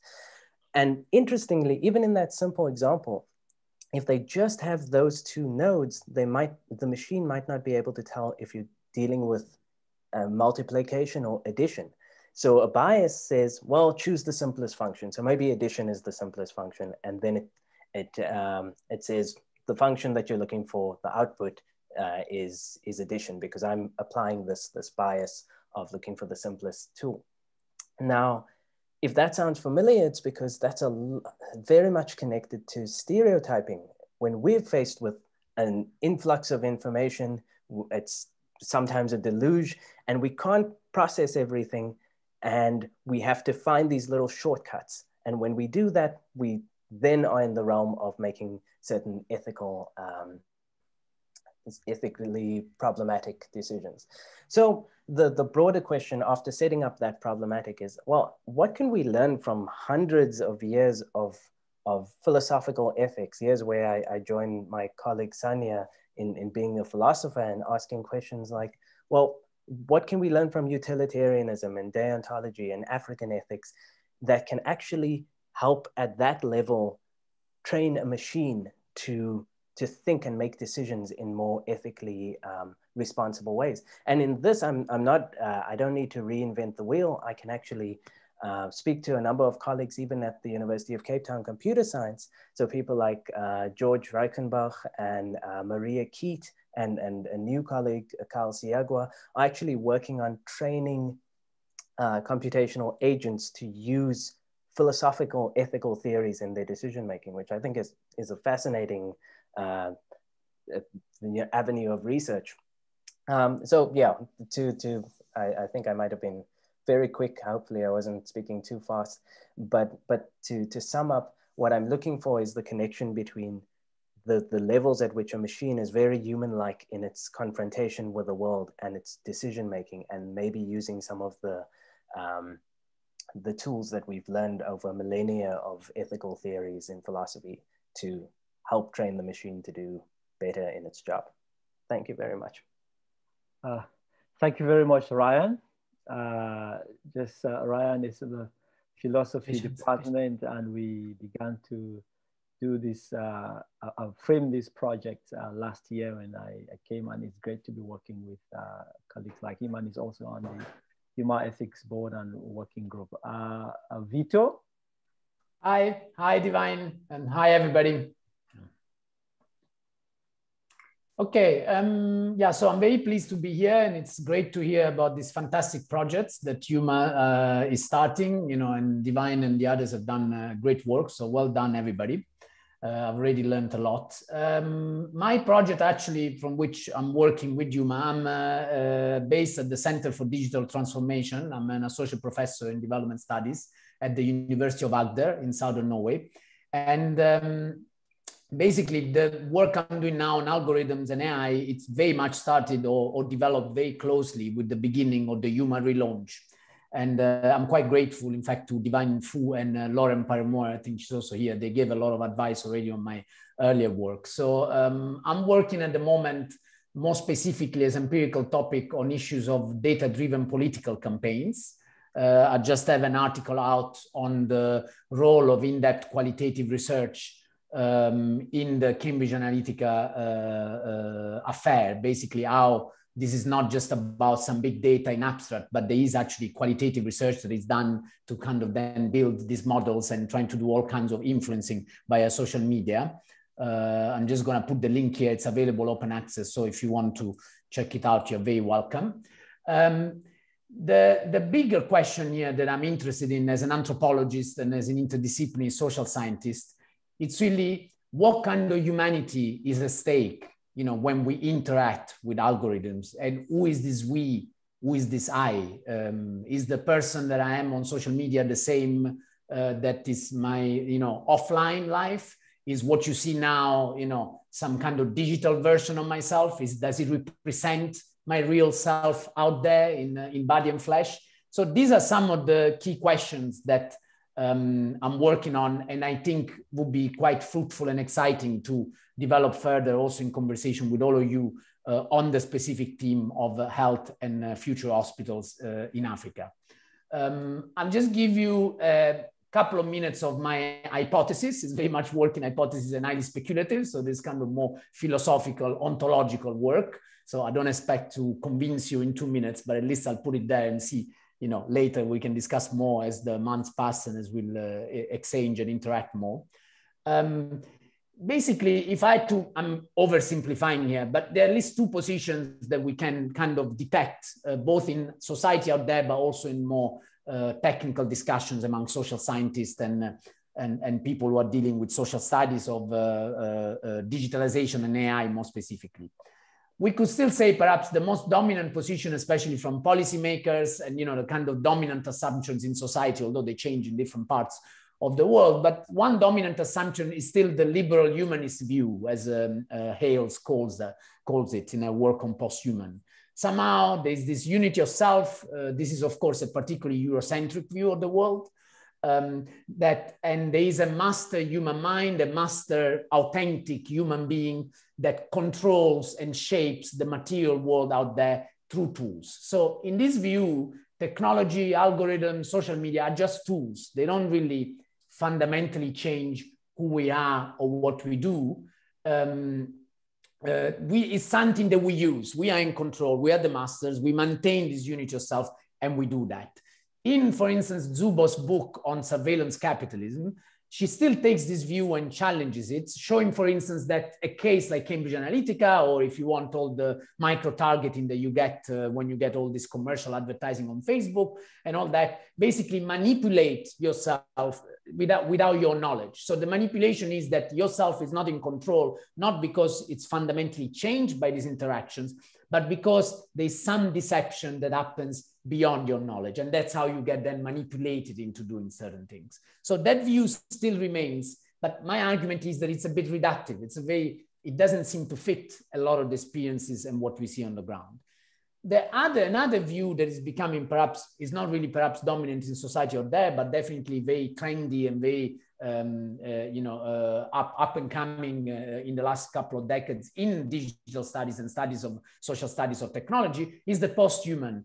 In a sense, it's very much a critique of that, as Hales herself put in her original book on the post-human, and is the idea that actually we are merging with machines. There aren't clear boundaries between me and Zoom and your digital version of yourself there. We're interacting in these cybernetic, holistic systems together.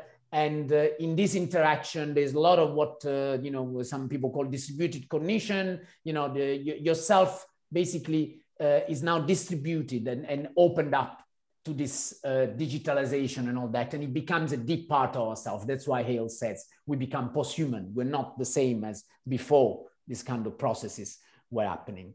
I'm actually exploring a third view, building very much on an old pre-digitalization theory by Guy Debord, this French theory and activist from the 60s. It was a theory of the society of the spectacle.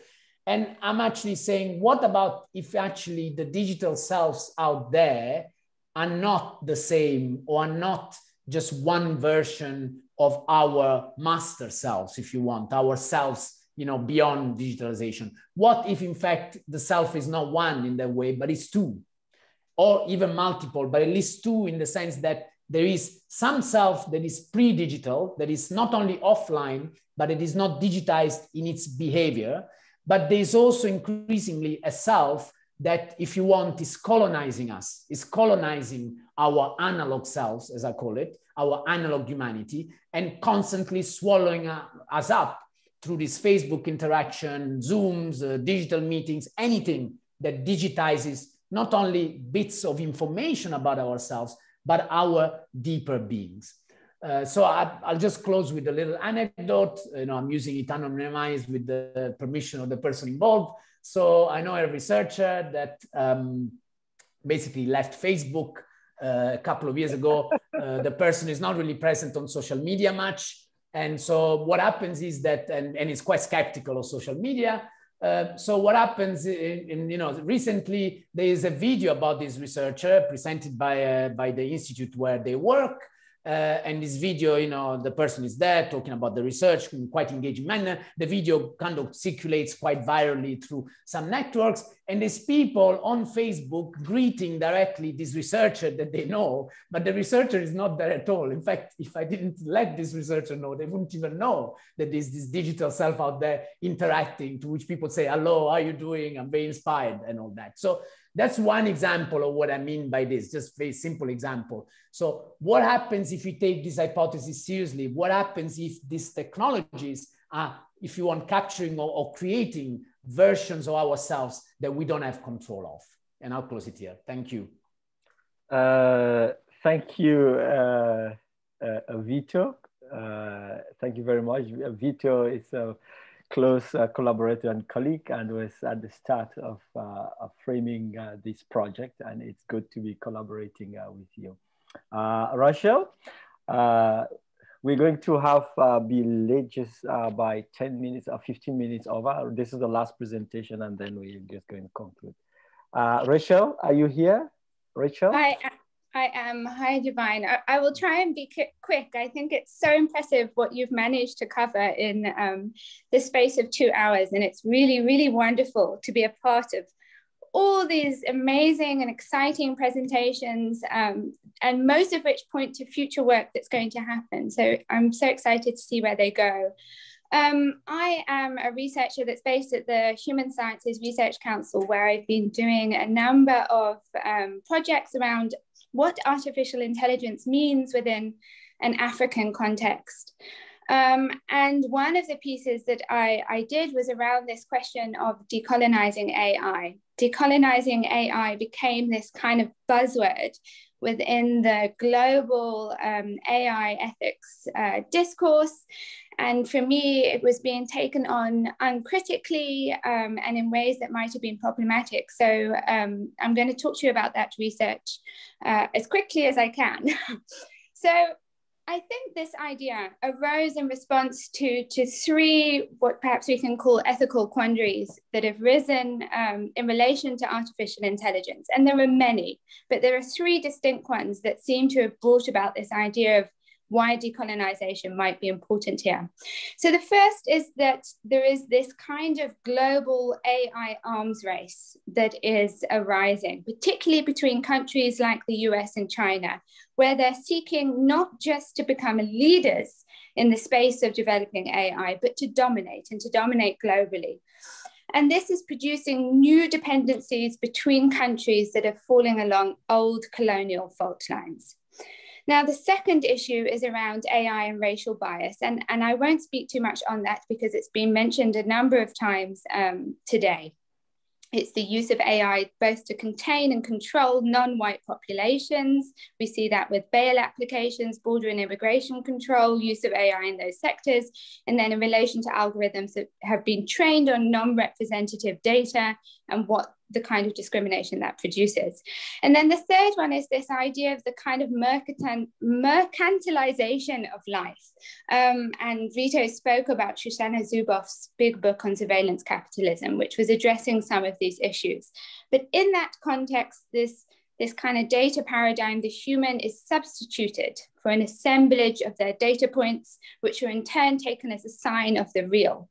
And this kind of reproduces the logic of race, that the body is taken as a reflection of internal worth and capability. So my proposition was to explore how the idea of decolonization is being mobilized within the field of AI in a way that broadly asked, what can decolonization mean for AI? And I was concerned about this abstract application and its misappropriation as a metaphor, and how its usage had to become part of what decoloniality proper needed to address its critique on. So my contention was to explore instead, what does AI mean because of colonialism and because of the logics of race? And I did this, and I'm doing this through a historical analysis of the practices and forms of thought that made AI possible. So just quickly to think about what this injunction to decolonize AI might require us to do. My thinking here was that it was an invocation, having explored some of the different theories around decolonization and the praxis around decolonization, which is contested globally and means different things here as to other parts of the world.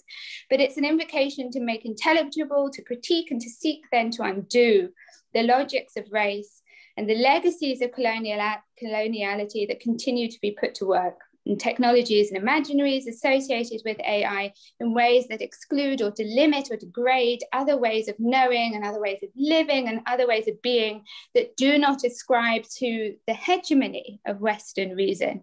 And this Western region is being programmed into these AI applications that are shaping our experiences of privacy, our access to socioeconomic rights like healthcare and education, and also our ability to move around the world.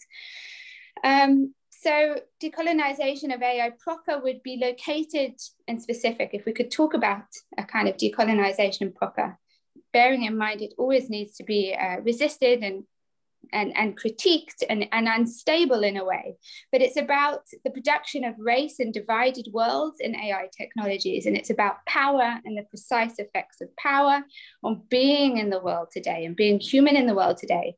It's about knowledge and how knowledge is ascribed legitimacy and value, and it's also about the politics of resistance that enters and then seeks to undo its objective critique.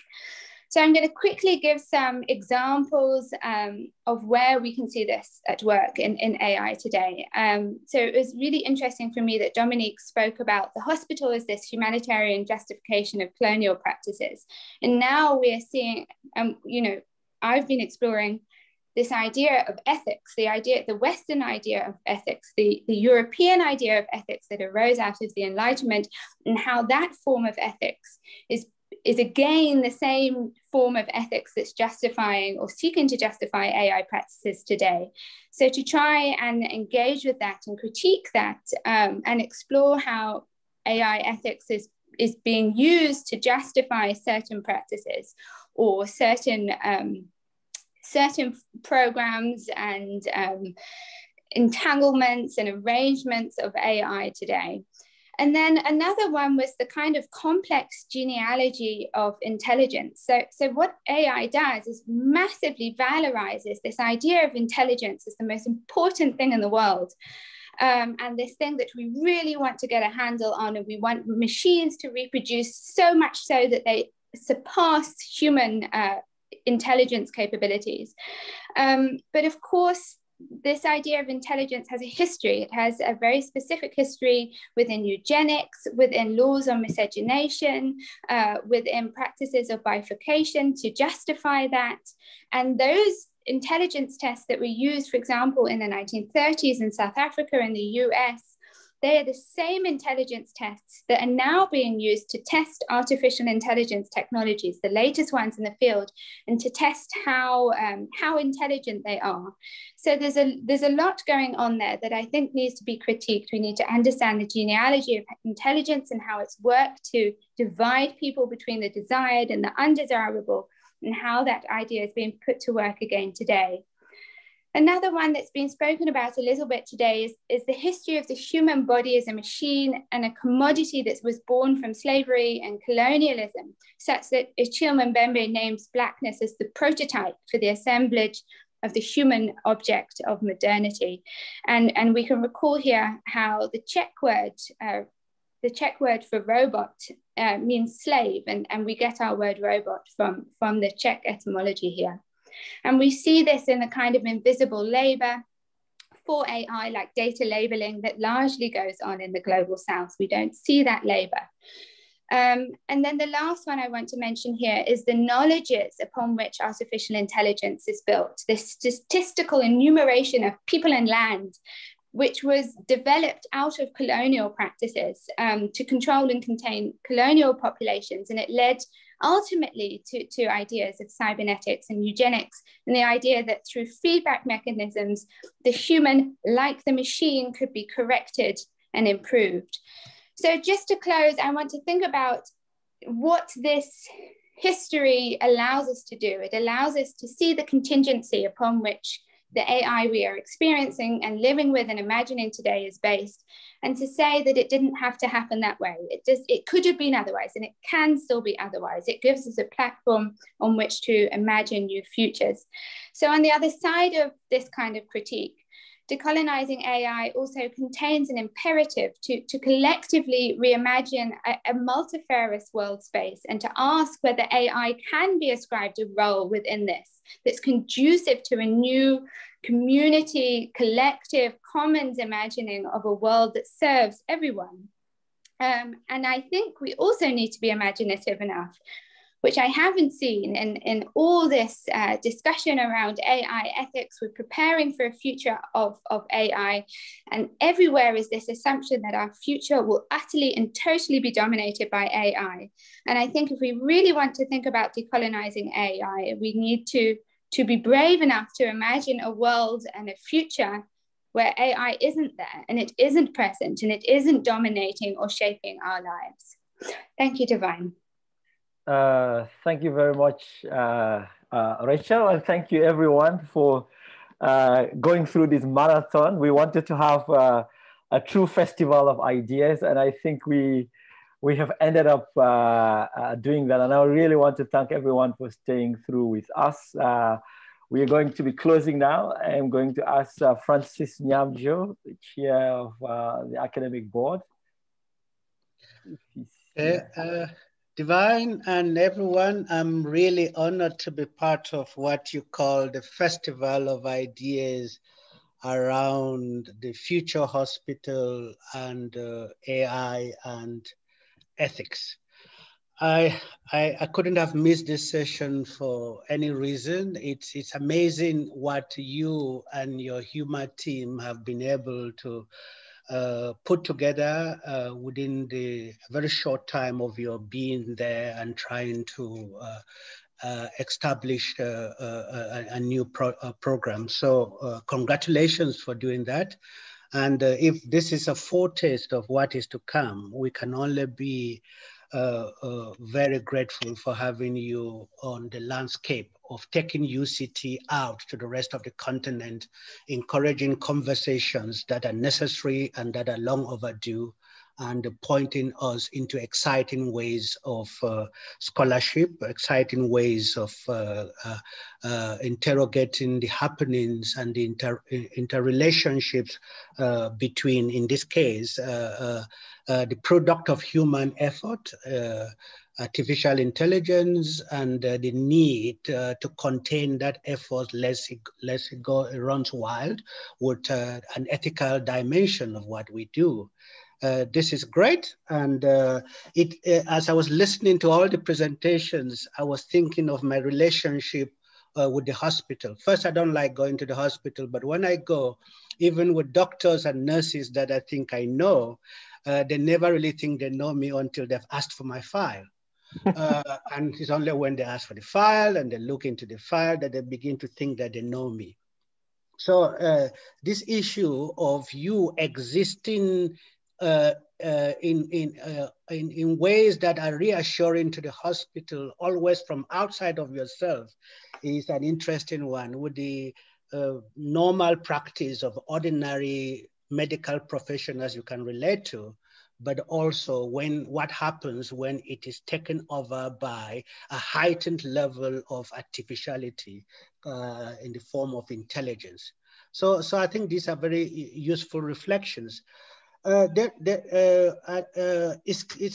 exciting to be able to reflect on the future of the hospital. But if I were part of HUMA and I had the time for research of my own, I would be very interested in the question of what it would take to ensure the hospital has no future.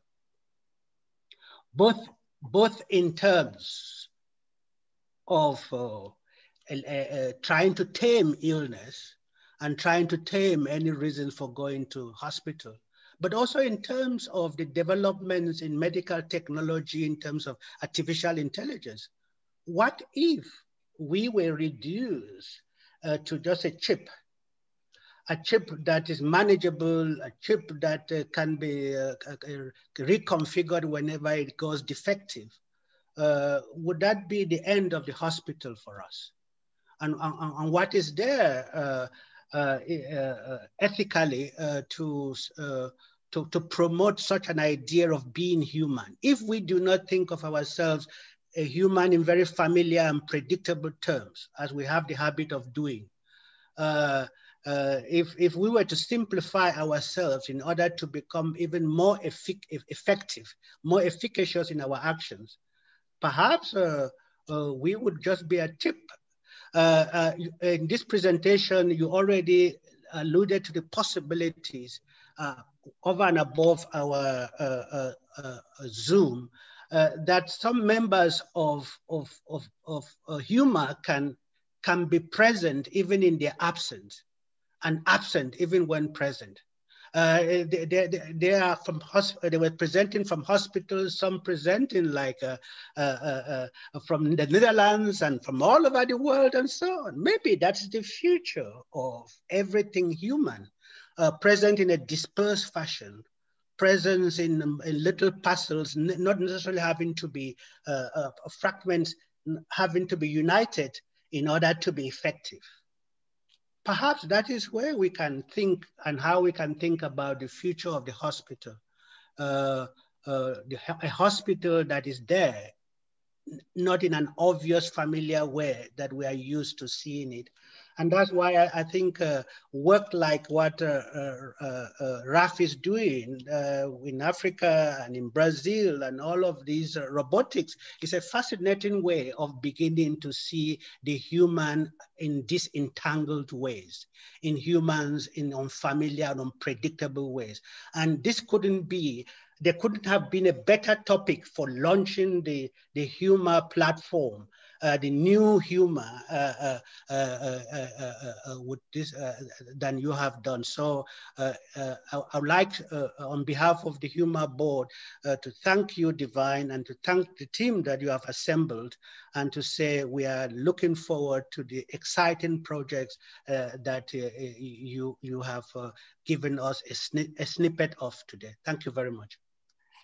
Thank you very much, Francis. I'm sorry, Divine. Just I cannot close. That would be a disservice to those who have seen and provided funding for this. I would like to thank Claudia and others who saw and took this initiative seriously, and to reassure them that they are not mistaken.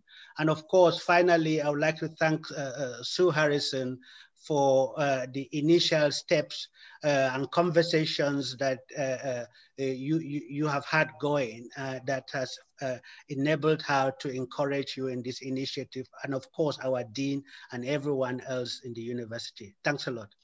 Thank you very much, Francis. Really appreciate. We are going to end with my boss, the deputy dean, and my friend Tanya Bosch, who really loves this kind of work. Thank you, Tanya. Very supportive with what we're doing. Yeah, thanks, Tanya. Thank you, Divine, and I'll keep it quite short as we're already over time. So good evening, everyone, and it was a real pleasure to meet you all and to hear such a wonderful and rich diversity of really very exciting and innovative presentations, some really cutting edge work, and it was really very stimulating and exciting to hear this. So thank you to all the presenters, and I particularly enjoyed your TED Talk format, your soundbite format, very much in line with the sort of fourth industrial revolution and the kind of themes that we're talking about.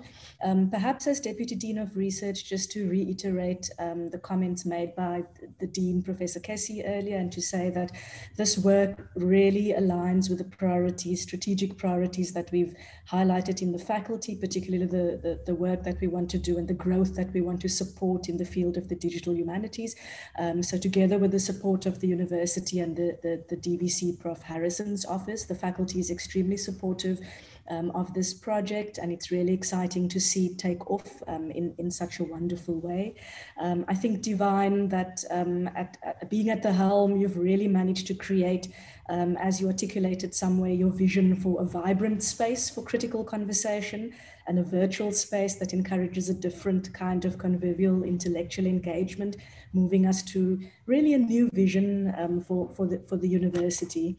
I think some of these issues are really interesting, and I just wanted to flag something. Some of you may be familiar with the recent novel. I just recently started reading the novel Clara and the Sun by the Nobel laureate, the author Ishiguro. And I think what this novel, I think there's a lot that we can learn from fiction and fictional accounts of this kind of technology that we're talking about. And I think what this novel really highlighted for me is that as we allow machines and algorithms, to track us, to tell us how we feel, based on our heart rate, or to tell us whether we need to take more steps to meet our goal of 10,000 steps for the day or whatever, it really highlights the question for me of what does it mean, what is our engagement with this kind of technology on a daily basis, reflect or highlight about our capacity as humans? What does it reveal about the fundamental basis of humanity? And this novel kind of highlights the human emotion of love between a young girl's robot friend or companion known as an artificial friend. So it's not so much, I think for me, always about how algorithms kind of control what we do, but where's the human agency, and what does it actually reveal? What does our engagement with this kind of technology reveal about us, about the fundamental basis of our humanity? And really just to say then in conclusion, if I can just take the liberty to be completely cheesy and say there's no algorithm for collegiality, but I think we're off to a great start with this meeting and this format. I wish you all well with the project, and I encourage you to keep using these kinds of tech tools for collaboration across the geographic boundaries, because I think it's the start of something really exciting. So a big round of applause for everyone, and Divine, thank you very much. Thank you very much, Tanya, and thank you everyone. This has been really great. I think, and thank you for the patience of staying, right through to the end with us. And really thank you, Sue, thank you, Jose, and thank you, Claudia and Aloya, for staying really going overboard, and also, for just also believing in this project and continuing to support the work of the continent. I've tried to unmute everyone now. I mean, I'm going to leave the room open for a few minutes, so if people want to speak to each other. We are launching activities at HUMA. The season has started. Every week we are going to have a number of activities. On Mondays we have book launches, and there are 2 book launches. There's a book launch where we launch books. There is a book launch where we actually have a critical conversation around select books that are relevant to the context and also the faculty.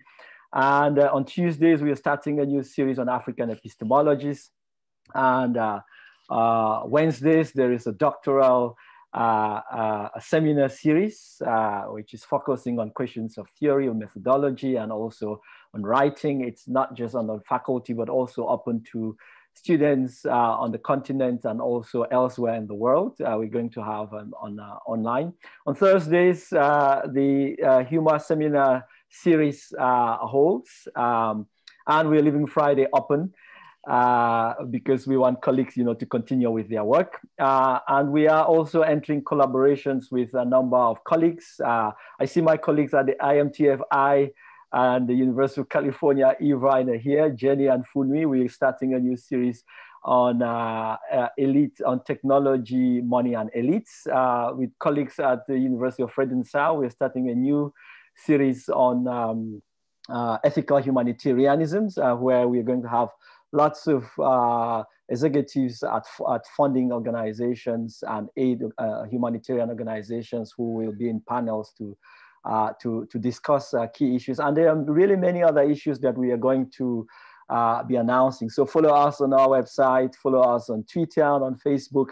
And in the months ahead, colleagues will actually have a chance to present their work and discuss this with audiences. And we are really thankful, and thank you to all colleagues. So there are 2 colleagues that you don't see. They are actually in the back room. Nuran Ali, who does all of the work. She's administrator here.